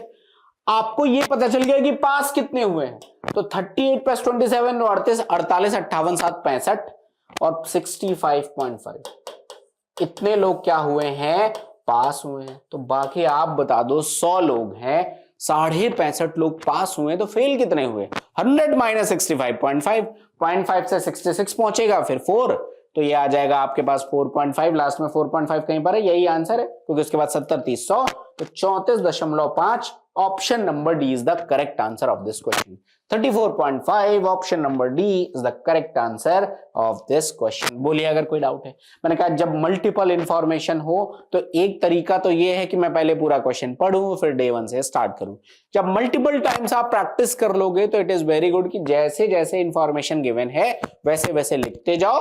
आपने इंफॉर्मेशन लिखी, आपका 80% क्वेश्चन सॉल्व, लास्ट का एक स्टेटमेंट आपको कैलकुलेट करना होगा। This is the simplest way to solve इतना बड़ा वाला क्वेश्चन। हालांकि ये इतना बड़ा नहीं था, बहुत छोटा क्वेश्चन था, लेकिन कई बार कंडीशनल क्वेश्चंस आते हैं। अगर अच्छा पेपर बनेगा तो आएंगे, उसमें ये बहुत सिंपल सा तरीका है, आप इंफॉर्मेशन को ब्रेक करो और आपको बेहद आसानी से आंसर मिलेगा। बोलिए कोई डाउट है। बढ़ता हूं मैं आगे, अगले क्वेश्चन में देखता हूं क्या है अगला question. Here it is question number 5। Question number 5 क्या कहते हैं जरा देखो। राधा ने गणित में 63, अंग्रेजी में 70, विज्ञान में 77 अंक प्राप्त किए। सामाजिक विज्ञान में उसका अंक क्या होना चाहिए ताकि उसे कुल 72% अंक प्राप्त हो। अब देखो, आप में से कई लोग ना इस क्वेश्चन को सॉल्व करोगे, जानबूझ के रखा हुआ करेक्टेड क्वेश्चन नहीं है, क्योंकि आप में से कई लोग डायरेक्ट उठा के सॉल्व करने लगोगे, कुछ इंफॉर्मेशन बाय डिफॉल्ट मान लोगे, लेकिन इट इज नॉट नेसेसरी कि वो करेक्ट हो। तो अगर मैं सिर्फ इतना क्वेश्चन पढ़ूं और मैं कहूं आंसर निकालो, तो भाई ये इनकम्प्लीट क्वेश्चन है। Data इनएडिक्वेट is the correct answer. बढ़िया क्वेश्चन बनाना होता तो यहां पर मैं एक ऑप्शन रखता डेटा इनएडिक्वेट, और एक ऑप्शन वो रखता जो आप सोच के करते और उसमें से उस ट्रैप में 70 to 80% फंसते। क्यों भाई, मैक्सिमम मार्क्स क्या है, मैक्सिमम मार्क्स क्या है ये आपको नहीं पता। हालांकि आप में से बहुत सारे लोग मान लोगे कि 100 है, बिल्कुल हो सकता है 100 के अकॉर्डिंग आंसर भी दिया हो, लेकिन आपको पता नहीं ना, पेपर तो कुछ भी हो सकता है। मान लो कि पेपर आपका 80 नंबर का था, मान लो कि पेपर 90 नंबर का था, 120 का था, कुछ भी हो सकता है। यू डोंट हैव इंफॉर्मेशन, तो आप प्री एज्यूम नहीं कर सकते। समझिएगा मेरी बात को, इस क्वेश्चन का रियल आंसर होना चाहिए डेटा इनएडिक्वेट।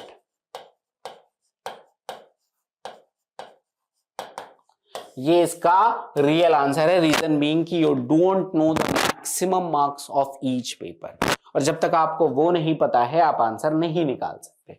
100 मानोगे तो भी आप हो सकता है आंसर आ जाए, but for this particular question just because कि ये कहीं पर मेंशन नहीं है कि आपके मैक्सिमम मार्क्स कितने थे, दैट मींस आंकड़े अपर्याप्त हैं।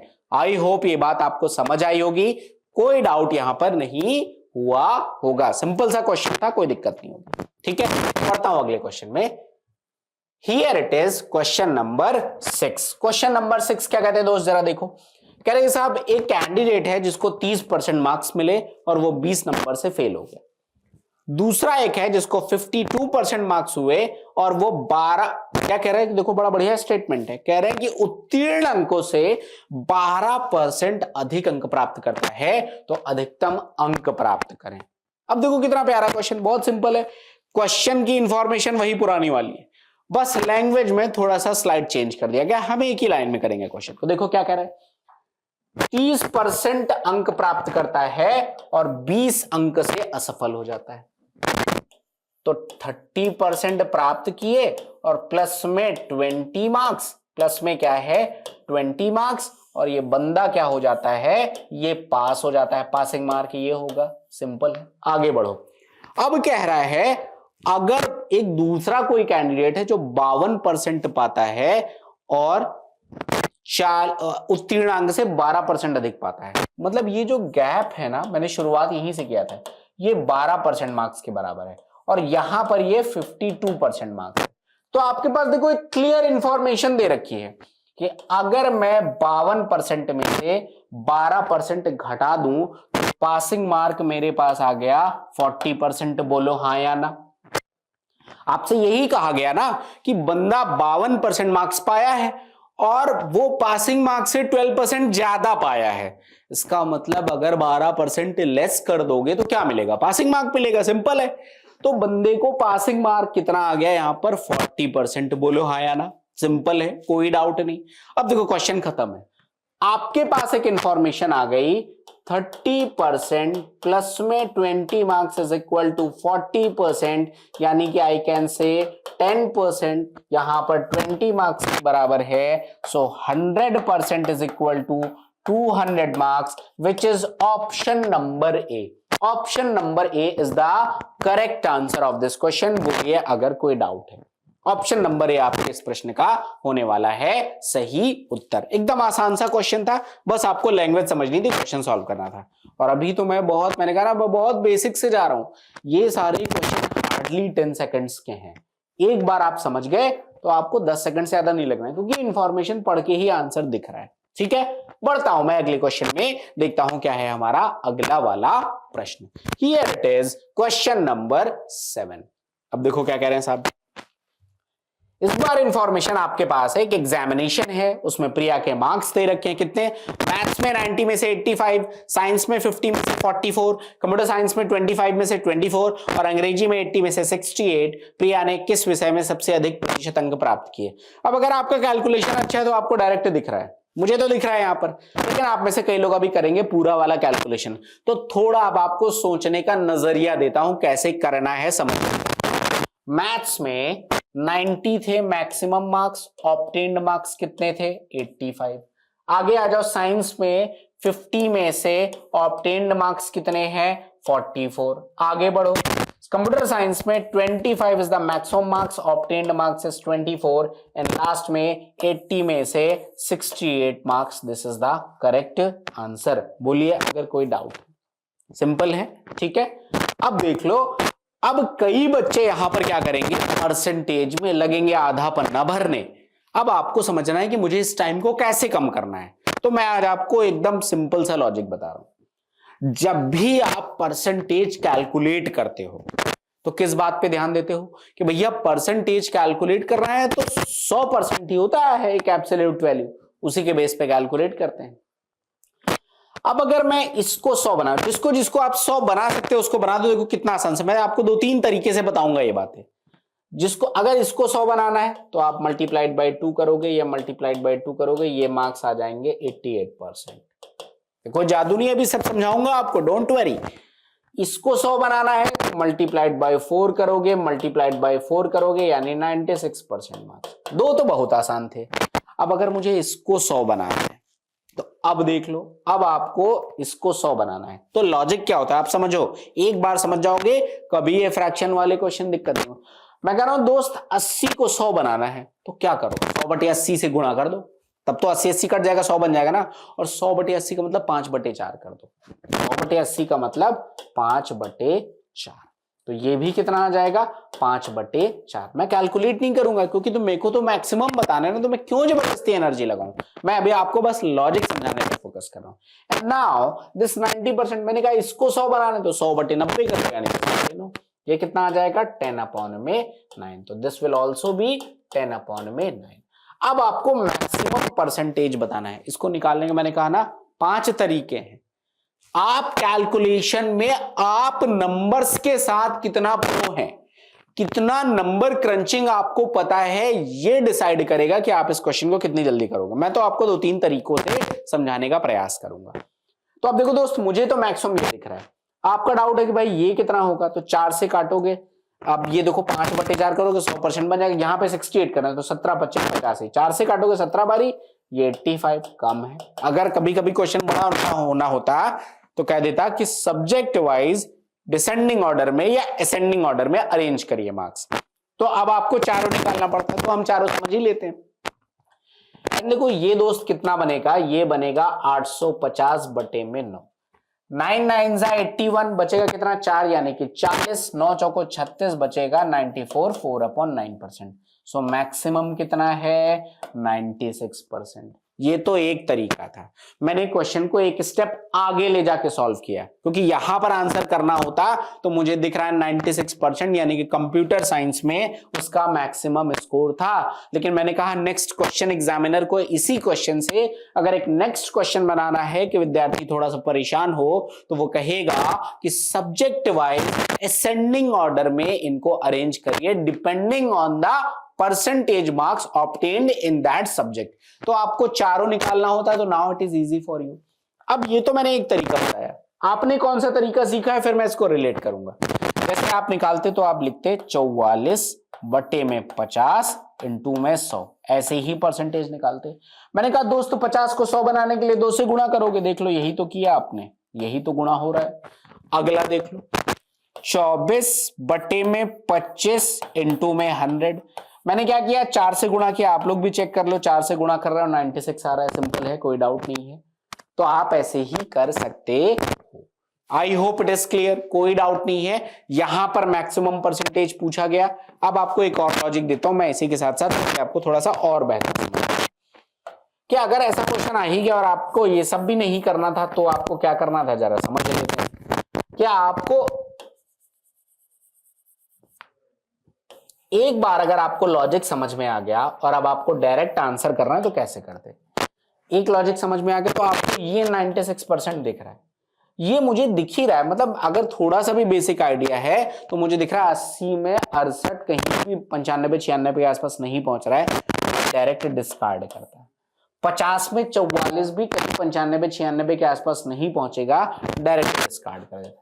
आपके लिए प्रॉब्लम आती कि अगर 85 मार्क्स हैं 90 में तो ये कितना परसेंट होगा। तुम याद करो मैंने पहली या दूसरी क्लास में एक बात बताई थी कि भैया किसी नंबर का 10% निकालना है तो क्या करो, राइट से लेफ्ट चलो और एक प्लेस पे डेसिमल लगा दो, सिंपल।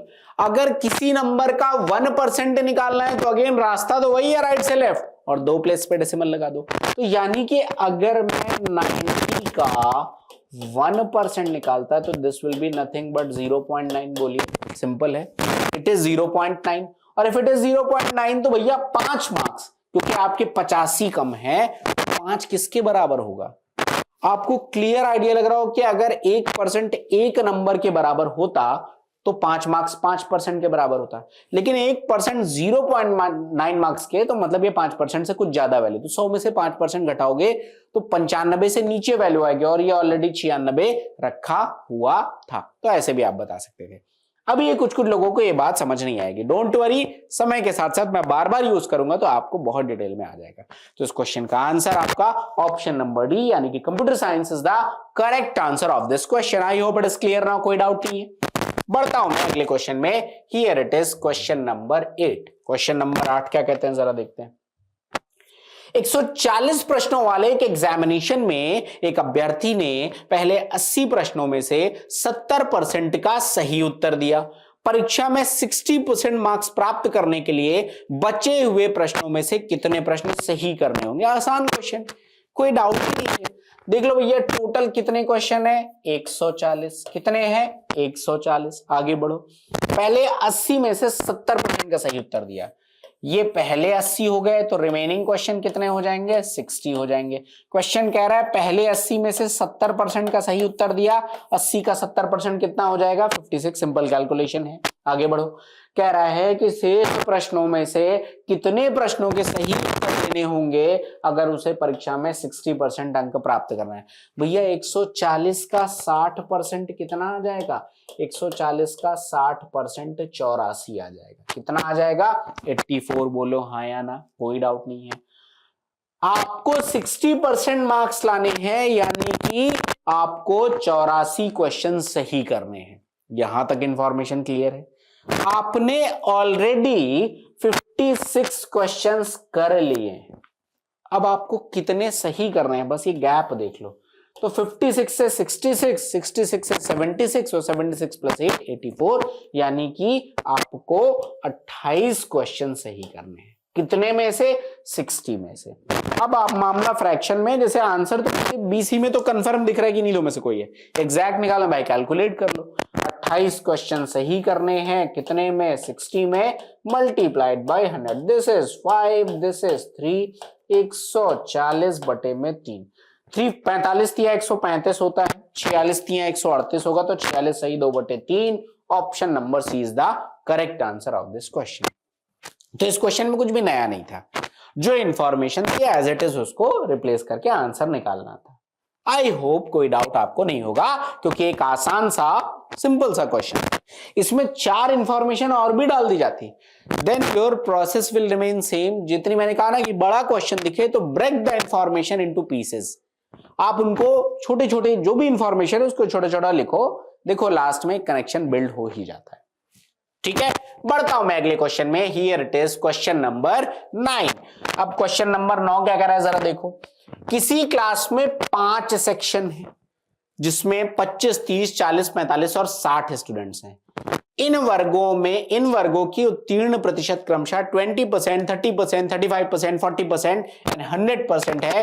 पूरी कक्षा में पासिंग परसेंटेज कितना है? बहुत आसान क्वेश्चन है, एकदम डायरेक्ट करना है, ज्यादा नहीं लिखेंगे, कम लिखेंगे। तो पहली क्लास में है 25 बच्चे और उसमें से 20% पास हुए हैं, तो डायरेक्ट लिखो। मैं डायरेक्ट ही सॉल्व कर रहा हूं। 25 का 20% कितना आ जाएगा? 5 बच्चे पास हुए। दूसरी क्लास में है 30 स्टूडेंट्स, पास कितने हुए? 30%। 30 का 30% कितना आ जाएगा?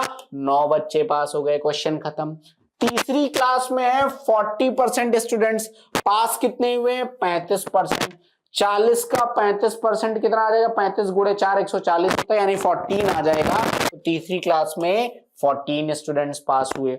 चौथी क्लास में 45 स्टूडेंट्स और उसमें से 40% पास हुए। 45 का 40% कितना आ जाएगा? 18। 45 गुणे 4 180 होता है। अगर आपको टेबल से याद है तो ये मेंटल कैलकुलेशन बहुत आसानी से होगा। तो this is nothing but what? 18। And now last class में है 60 students and they all are pass. तो भैया 100% पास हुए हैं, 60 के 60। 9 5 14 4 18 18 8 26 का 6 कैरी ऑन 2 2 1 3 1 4 6 4 10 106। मतलब टोटल बंदे जो पास हुए हैं वो कितने हुए हैं? 106। आपसे पूछा गया what is the passing percentage, तो अब ये कितना आ जाएगा? ये आ जाएगा 106 डिवाइडेड बाय, अब देख लो 45, 5, 50, 20, 70, 30, 100, 140 और 60, 200। 200 टोटल स्टूडेंट्स थे, 106 पास हो गए हैं। जल्दी से कमेंट में लिख दो भैया कितना पासिंग परसेंटेज है। डायरेक्ट दिख रहा है 53%। क्या करोगे, 100 से भैया यहां पे करोगे ये, और ये आपका आंसर आ गया option number A. 53% is the correct answer of this question. 53% आपका ये सही वाला उत्तर है। बोलिए अगर कोई डाउट है, कोई दिक्कत है, कोई डाउट है, कोई परेशानी है, आप बेशक से पूछ सकते हैं। आई hope it is clear now, कोई डाउट नहीं होगा। जहां पर ज्यादा इंफॉर्मेशन हो ब्रैकेट। और अब धीरे धीरे, क्योंकि हम 5वीं 6ठी क्लास में है, तो अब धीरे धीरे आपको एक इंफॉर्मेशन, एक हैबिट डेवलप करनी है कि अब आपको मिनिमम लिखना है। मैथमेटिक्स में अगर आपको स्पीड बढ़ानी है तो कोई रॉकेट साइंस नहीं है, लेकिन आपको बेबी स्टेप्स पे काम करना पड़ेगा। आपको अपने कैलकुलेशन पे काम करना पड़ेगा। स्टेप स्किपिंग, मिनिमम लिखने वाली आदत डालनी पड़ेगी, तभी आपका एग्जामिनेशन में स्पीड मेंटेन होगी। तो now here it is question number 10। Question number 10 क्या कहते हैं जरा देखो। दो विद्यार्थी पी और क्यू किसी एग्जामिनेशन में अपीयर हुए। पी को क्यू से 10 मार्क्स अधिक मिले। पूर्ववर्ती का अंक उनके अंकों के योगफल का 55% है। पी और क्यू द्वारा प्राप्त अंक कितने हैं। अब देखो क्वेश्चन आसान है, लेकिन लैंग्वेज को जबरदस्ती ट्विस्ट किया गया कि भैया परेशान हो। अंग्रेजी वाले जरा देखिए क्या कह रहे हैं। Two students P and Q appeared for an examination. A secured 10 marks more than A secured 10 marks, ये पी होगा। P secured 10 marks more than Q and the marks of former. Former का मतलब they are talking about P. जो P के score हैं वो दोनों के कंबाइंड स्कोर का 55% है। This is the value. तो अब देखो पहले भैया, एक है P और एक है Q। क्या कह रहे हैं, P को Q से 10 अंक अधिक मिले। मान लो कि इस भाई को मिले हैं X नंबर, तो इसको कितने मिले हैं X + 10।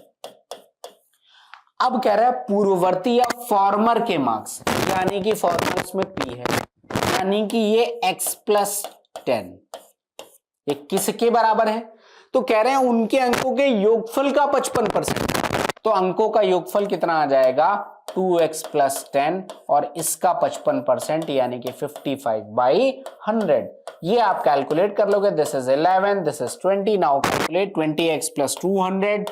20x + 200 is equal to 22x plus में 110।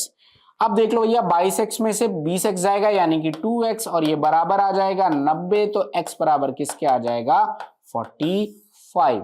मतलब एक बंदे के 45 नंबर है और दूसरे के उससे 10 नंबर ज्यादा, यानी कि 45 मार्क्स है। तो your answer is option number B.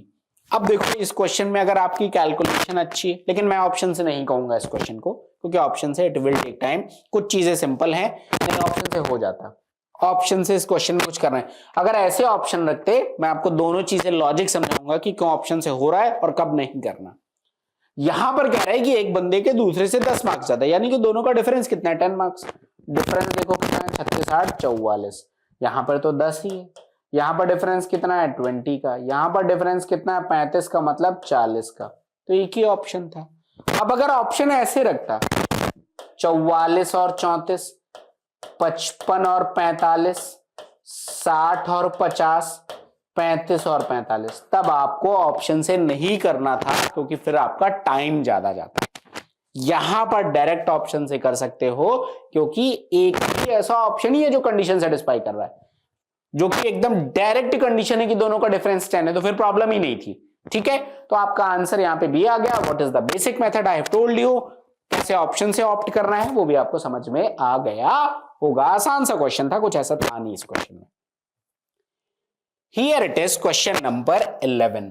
Question number 11 क्या करें, एक स्कूल में 10th क्लास की परीक्षा में गर्ल्स का average score 85, average passing percentage 85 था, बॉयज का 83 था।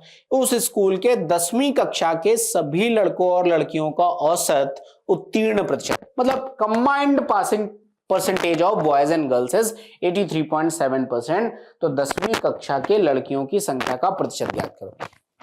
अब इस क्वेश्चन को लिख लो इंपॉर्टेंट। अभी जो नोट्स बना रहे हो उसमें आपने लिखना है भैया इंपॉर्टेंट, इसलिए नहीं कि ये क्वेश्चन अपने आप में कोई बड़ा ग्रेट है, इसलिए कि इस क्वेश्चन के पीछे जो कंसेप्ट है वो one of the most important concept for arithmetic, क्योंकि जो कंसेप्ट आगे मैं बताने जा रहा हूं ये कंसेप्ट कहां कहां यूज होगा, लिखो, परसेंटेज में, प्रॉफिट लॉस में, सिंपल इंटरेस्ट में, टाइम एंड वर्क के कुछ क्वेश्चन में, टीएसपी के कुछ क्वेश्चंस में, एवरेज के काफी क्वेश्चंस में, मिक्सचर के क्वेश्चंस में। दैट मीन्स एक ऐसा कंसेप्ट जो आगे आने वाले 7-8 चैप्टर में आपका यूज होने वाला है। That means it is very much important. तो पहले कंसेप्ट समझते हैं, बहुत शानदार कंसेप्ट है। कंसेप्ट क्या है जरा समझो, पहले ये सब भूल जाते हैं, मैं कंसेप्ट का नाम नहीं लूंगा, पहले कुछ चीजें समझाता हूं, 3-4 एग्जांपल लिखूंगा। मैंने कहा दोस्त, जैसे एक क्वेश्चन यही था कि एक क्लास में बॉयज का जो एवरेज स्कोर है मैथ्स में जो बॉयज का एवरेज स्कोर है लेट्स से 75, और जो गर्ल्स का एवरेज स्कोर है लेट्स से 65, और पूरी क्लास का जो एवरेज स्कोर है लेट्स से मैंने कह दिया 71। एक क्वेश्चन ये, मैं अभी सिर्फ कंडीशन लिख रहा हूं। मैंने कहा कि एक ऐसा कंसेप्ट जो आगे आने वाले 7-8 चैप्टरों में यूज होगा, तो डिटेल में समझेंगे। एक कंडीशन मैंने लिखा, ये क्लास है, क्लास में बॉयज का मैथ्स में जो एवरेज स्कोर है दैट इज 75, गर्ल्स का मैथ्स में जो एवरेज स्कोर है दैट इज 65, ओवरऑल क्लास का एवरेज स्कोर है 71। Condition number 1। कंडीशन नंबर 2 पे आता हूं।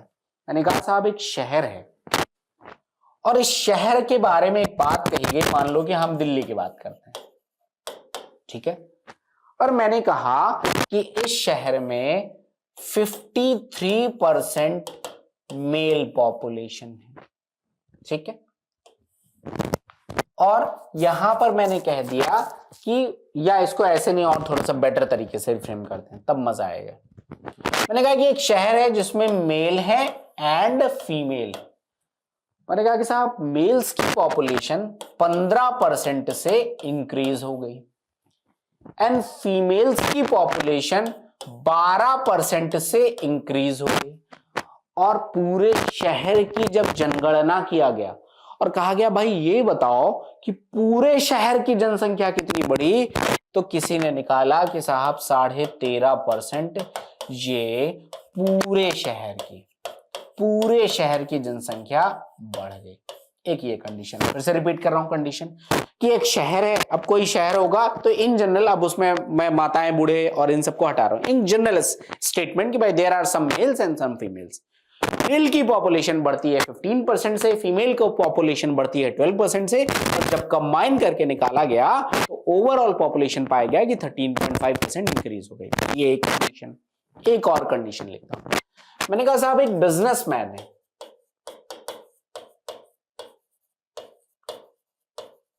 ठीक है, और ये बिजनेसमैन बंदा अपना बिजनेस कर रहा है।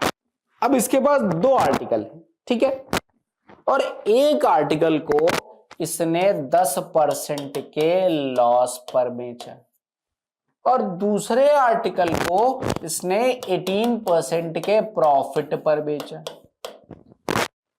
लेकिन जब लास्ट में बैलेंस शीट चेक किया तो उसने पाया कि भैया उसको प्रॉफिट हुआ है। प्रॉफिट कितने का हुआ है, कुछ भी लिख लेता हूं, मान लो कि उसे प्रॉफिट हुआ है 3% का, ओवरऑल 3% का प्रॉफिट हुआ है। मैं 3 कंडीशन लिख रहा हूं, धीरे धीरे आपको इन 3 कंडीशन से सारी चीजें समझ में आ जाएंगी। तो इन तीनों कंडीशन में अगर मैं एक बात आपसे कहूं कि बेटा मुझे कुछ कॉमन फाइंड आउट करके बताओ कि क्या कोई सिमिलैरिटी है मेरे इन तीनों स्टेटमेंट में, मैं 10 स्टेटमेंट यहां पे ऐसे लिख सकता हूं, तो आप देखो वो सिमिलैरिटी मैं बताता हूं। पहले केस में बॉयज के एवरेज स्कोर 75, गर्ल्स का एवरेज स्कोर 65, लेकिन क्लास का एवरेज स्कोर 71। क्लास किससे मिलकर बनी हुई है, बॉयज और गर्ल्स को मिलाकर क्लास बनी हुई है। यानी कि जब 2 चीजों को मैं मिला रहा हूं तो मुझे तीसरा आउटकम मिल रहा है। दूसरे एग्जांपल में आते हैं। मेल्स की पॉपुलेशन इंक्रीज होती है 15%, फीमेल्स की पॉपुलेशन इंक्रीज होती है 12%, लेकिन पूरे शहर यानी कि मेल और फीमेल को कंबाइन करने के बाद जो मेरा फाइनल आउटकम है वो 13.5% का इंक्रीमेंट है। क्लियर है, कोई डाउट नहीं। And now last one, businessman. पहले प्रोडक्ट पे लॉस लिया भाई ने 10% का, लेकिन दूसरे प्रोडक्ट पे 18% का प्रॉफिट लिया। जब पूरा लेजर चेक किया, प्रॉफिट निकाला, तो ये लॉस को भी कैलकुलेट किया होगा, इस प्रॉफिट को भी कैलकुलेट करके मिला दिया होगा, तब पाए कि भाई मेरे को तो प्रॉफिट हुआ है। ये एकदम सिंपल कंसेप्ट है कि अगर मैं दो चीजों को मिलाकर कोई तीसरा आउटकम फाइंड आउट कर रहा हूं, तो ये जो कंसेप्ट होता है, यहां पर जो कंसेप्ट लगाते हैं उसे कहते हैं एलिगेशन, यानी कि मिश्रण का कंसेप्ट। इसको मैं टीएसपी में भी लगा सकता हूं, इसको मैं टाइम एंड वर्क में लगा सकता हूं, एवरेज भर भर के लगता है। ये दो से ज्यादा भी हो सकते हैं, लेकिन आपके एग्जामिनेशन में 99% ऑफ द टाइम दो का ही आता है।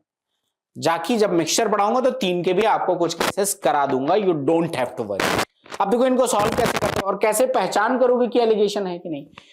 ये जो इनका कंबाइंड आएगा, जैसे यहां पे मैंने कहा कितना कंबाइंड है 71, तो जो इसका ये कंबाइंड आएगा ना, इसकी वैल्यू हमेशा इसके और इसके बीच में होगी। ये कंफर्म है कि इसकी वैल्यू इन दोनों की क्या होगी, बीच में होगी।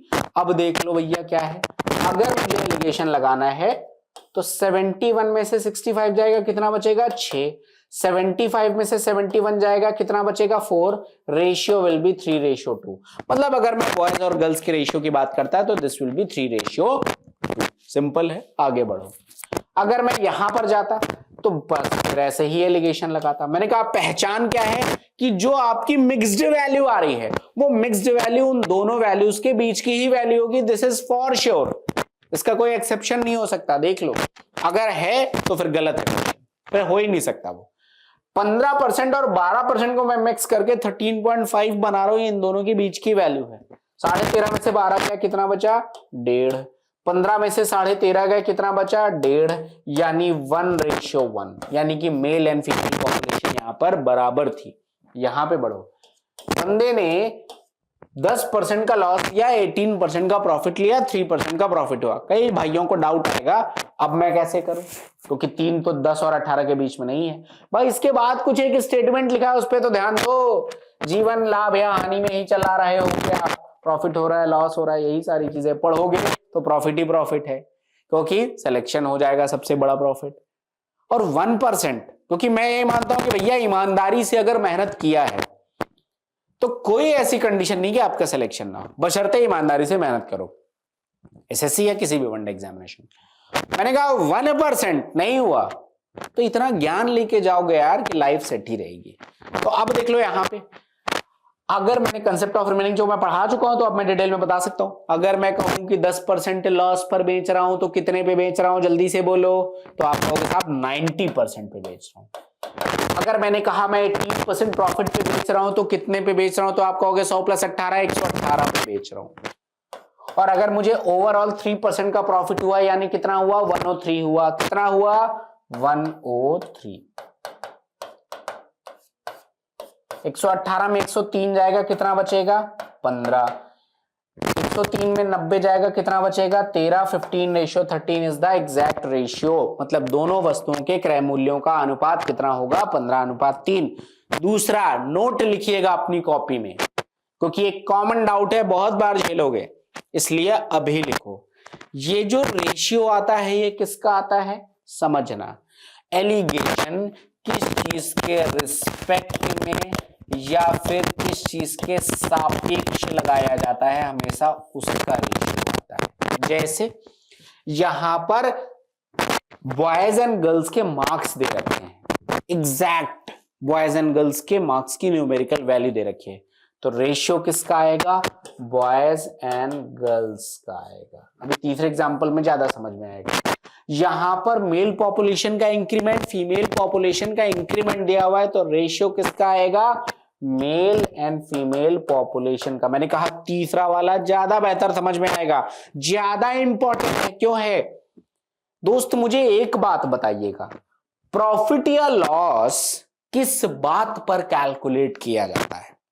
सोचो, बड़ा सिंपल सा लॉजिक है ना भाई, क्रय मूल्य पर ही निर्धारित किया जाता है। भाई मैं चीज 100 की लाया, 110 की बेचा, मेरा प्रॉफिट हुआ, मतलब मैं प्रॉफिट एंड लॉस हमेशा कॉस्ट प्राइस पर ही कैलकुलेट करता हूं, यूनिवर्सल है।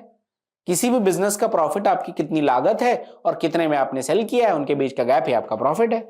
और अगर आपने लॉस में सेल किया है तो बैच का गैप आपका लॉस हो जाएगा। इसका मतलब ये तो हमेशा लॉस या प्रॉफिट हमेशा कॉस्ट प्राइस पे कैलकुलेट होता है, तो जो रेशियो आएगा वो कॉस्ट प्राइस का आएगा। एक और हिंट दे रहा हूं, दोबारा भी आएगा, मुझे पता है, इतना एक्सपीरियंस के बेस पे कह रहा हूं, दोबारा जब आएगा तो 70% बच्चे गलती करते हैं, लेकिन फिर भी अभी हिंट दूंगा ताकि देखते कितने लोगों को याद रहेगा, आप खुद इवैल्यूएट करिएगा। दोस्तों कुछ जगह तो ऐसे स्टेटमेंट से आपको समझ में आ जाएगा कि रेशियो मुझको किस चीज का मिला, लेकिन कुछ जगह नहीं आएगा। तो मैं आपको एक ब्रह्म सूत्र दे रहा हूं।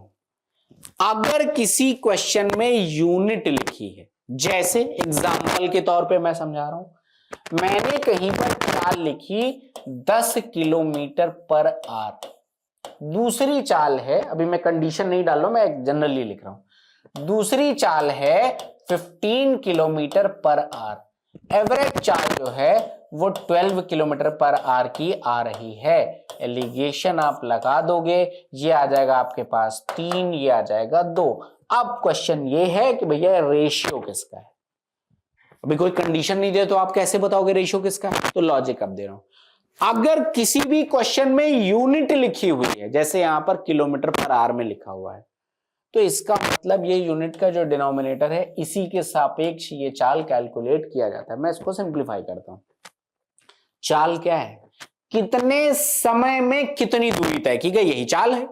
जब आप कह रहे हो कि 10 किलोमीटर पर आवर यानी 1 घंटे में 10 किलोमीटर चल रहा है, जब आप कह रहे हो 15 किलोमीटर पर आवर यानी 1 घंटे में 15 किलोमीटर चल रहा है, कितने समय में कितनी दूरी तय किया जाता है, यही आपकी चाल है। तो जो डिनोमिनेटर में है आर, आर का मतलब क्या, घंटे की बात हो रही है, यानी this is reflecting nothing but time. तो आपका रेशियो किसका आएगा, टाइम का आएगा। इस एग्जांपल को लिख लेना, अभी बहुत जगह हम इसको यूज करेंगे आगे आने वाले चैप्टर्स में, और ये एक बहुत कॉमन डाउट है। तो हमेशा याद रखना, एलिगेशन से जो रेशियो आएगा ये हमेशा उस चीज का आएगा जिसके रिस्पेक्ट में एलिगेशन लगाया जाएगा। और अगर कहीं पर आपको यूनिट दिख जाए क्वेश्चन में, तो आपको यूनिट का जो डिनोमिनेटर होगा, क्योंकि उसी के सापेक्ष इसको कैलकुलेट किया गया है, then that will be your answer. I hope it is clear, कोई डाउट नहीं होना चाहिए। तो ये तो था एक मोटा मोटा कंसेप्ट ऑफ एलिगेशन। अब मैं आता हूं अपने क्वेश्चन पे। अब क्वेश्चन क्या कह रहा है जरा देखो। अब ये डायरेक्ट एक लाइन का क्वेश्चन है। देखो, किसी स्कूल में 10th क्लास में गर्ल्स का एवरेज पासिंग परसेंटेज है 85, बोलो हाँ या ना। बॉयज का एवरेज परसेंटेज है 83। आई होप इट इज क्लियर, कोई डाउट नहीं होगा। और स्कूल में 10वीं के सभी बॉयज एंड गर्ल्स, यानी कि combination of boys and girls and the passing percentage is 83.7%। सबसे पहले देखो ये सही बन रहा है कि नहीं बन रहा है। एक आध केस ऐसे जहां सही नहीं बनेगा, लेकिन कुछ बात के लिए भी छोड़ते हैं, क्वेश्चन के साथ समझेंगे। आप में से कितने लोग दिमाग लगाओगे तब मजा आएगा। अभी है इसमें कंसेप्ट, लेकिन वो मैं प्रॉफिट एंड लॉस में बताऊंगा। तो आप देख लो, अब यहां पर दिख रहा है भाई 83 85 के बीच की वैल्यू है, ऑफसेट कोई दिक्कत नहीं है। 83.7 में से 83 जाएगा, कितना बचेगा 0.7। 83.7 85 मतलब कितना आ जाएगा 1.3। ये आपका आ जाएगा 7:13। कितना आ जाएगा 7:13। बोलो हाँ या ना, कोई डाउट नहीं होगा, सिंपल है। अब आ जाओ भैया, अब क्या है, बहुत सिंपल है। क्या पूछा गया क्वेश्चन में, क्या क्या कहा गया है कि गर्ल्स की संख्या का परसेंटेज बताओ। अब देखो बॉयज कितने थे, यहां पर गर्ल्स का एवरेज 85 था, यानी कि these are girls and these are boys. तो गर्ल्स की संख्या का परसेंटेज बताना है। जो रेशियो है यही रियल नंबर को भी रिफ्लेक्ट करेगा, आपको इससे ज्यादा करने की कोई जरूरत नहीं।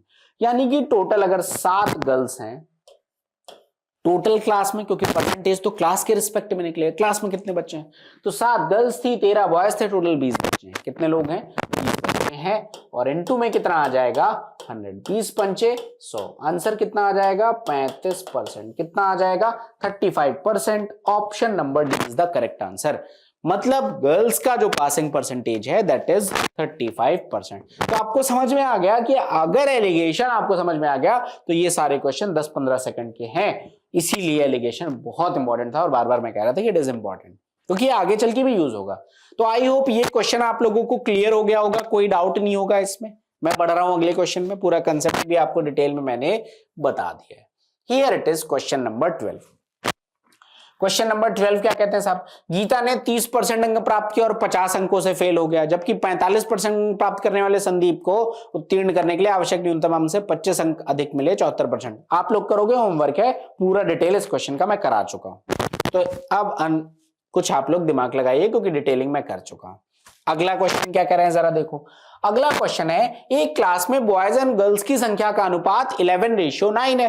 30% बॉयज एंड 20% गर्ल्स ने परीक्षा उत्तीर्ण करने वाले विद्यार्थियों का प्रतिशत। Again it is homework for you. क्यों? ऐसे 2 क्वेश्चन मैं कर चुका हूं। सिंपल सा लॉजिक है भैया। आपको रेशियो दे रखा है कक्षा में लड़कों और लड़कियों का 11:9। 100 नहीं मानना, डायरेक्ट इसी पे परसेंटेज कैलकुलेट करो।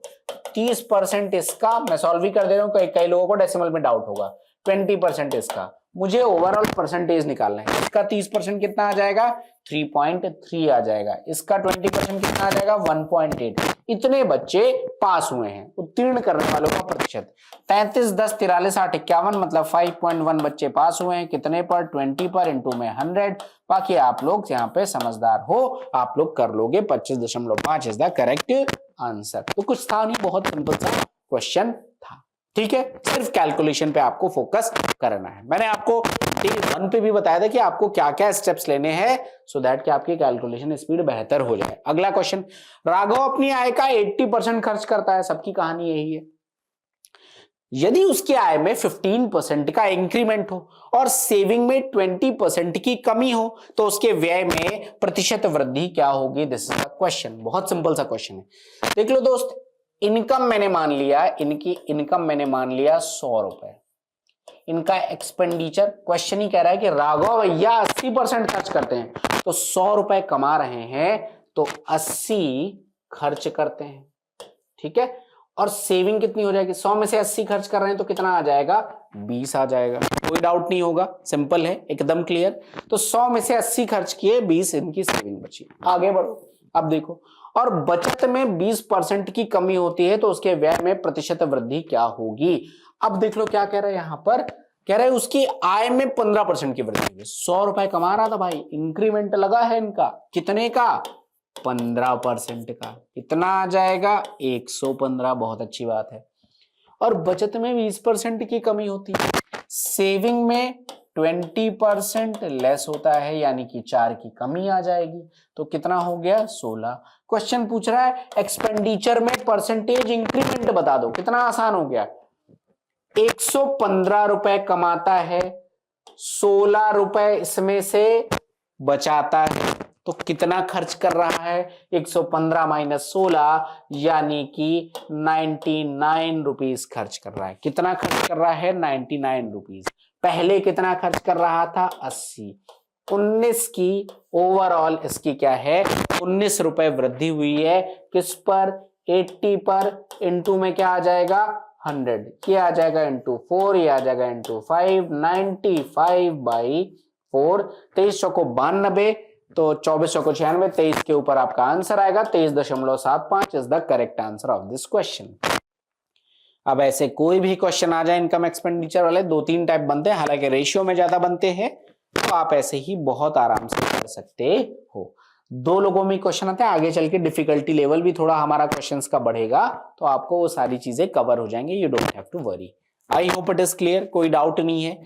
मैं अगले क्वेश्चन की तरफ बढ़ता हूं। Here it is question number 15। Question number 15 क्या कहते हैं दोस्त, जरा देखो। अब कह रहे हैं जल कर में, यानी कि टैक्स, जो वाटर टैक्स है, 20% की वृद्धि हुई, लेकिन उसकी खपत में 20% की कमी हुई। धन के खर्च में कितनी कमी या वृद्धि हुई? 4% की कमी होगी। जब भी कभी इंक्रीमेंट और डिक्रीमेंट दोनों बराबर हो तो हमेशा क्या होता है आपका आंसर? जैसे 20% बढ़ा, 20% घटा, तो आपका आंसर होगा 20 इंटू 20 अपॉन में 100। और ये हमेशा नेगेटिव, नेगेटिव इज सिंबॉलिक, यानी कि हमेशा कम ही होगा। एग्जाम्पल से आपको समझा दे रहा हूं, यानी 4% की कमी होगी। फॉर एग्जाम्पल, एक वस्तु की कीमत को पहले 20% बढ़ाया गया, फिर 20% घटा दिया गया। तो 100 को मैंने 20% बढ़ा दिया तो 120 आ गया, फिर 20% घटा दिया तो 24 घटा दोगे, और 24 घटाओगे तो 96, यानी कि 100 के रिस्पेक्ट में 96 बच रहा है। 4% का लॉस होगा। तो कभी भी ऐसा कोई क्वेश्चन आ जाए जहां पर जैसे मैंने कहा 40% का इंक्रीमेंट एंड 40% का डिक्रीमेंट, तो कुल मिला के आप डायरेक्ट बिना दिमाग लगाए आप 40 इंटू 40 यानी कि और डबल जीरो कर देंगे, 16% लॉस होगा, एकदम क्लियर। अब लॉजिक से भी समझ लेते हैं। जल कर में 20% की वृद्धि हुई। मान लो भैया मेरा कर पहले टैक्स कितना था, ओरिजिनल टैक्स, और ये आ गया न्यू टैक्स। तो मेरा टैक्स था पहले कितना, 10 रुपए, अभी 20% बढ़ा दिया, कितना हो गया, 12 रुपए। अब उसकी खपत में 20% की कमी हुई। ओरिजिनल कंजम्पशन कितना था, 10, अभी कंजम्पशन 20% कम हो गया, कितना हो गया, 8। तो पहले कितना, ये कितना है 100, ये कितना है 96, आपको दिख रहा है 4% कम हो रहा है। तो ये क्वेश्चन तो आप डायरेक्ट कर सकते हो, कभी भी ऐसा क्वेश्चन आ जाए, if there is equal increment and decrement then you have to multiply that number divided by 100 and that will always be a loss. वो हमेशा डिक्रीमेंट ही होगा। I hope it is clear. बहुत डिटेल में, बहुत in depth जाके मैंने एक कंसेप्ट बताए हैं। आगे चल के भी मैं इसी क्लास को नेक्स्ट सेशन में मैं कंटिन्यू करूंगा, और मैंने कहा कि जैसे जैसे नए क्वेश्चन आ जाएंगे मैं कंसेप्ट आपको पहले डिटेलिंग में बताते जाऊंगा, तो आपको कोई भी दिक्कत नहीं आने वाली है।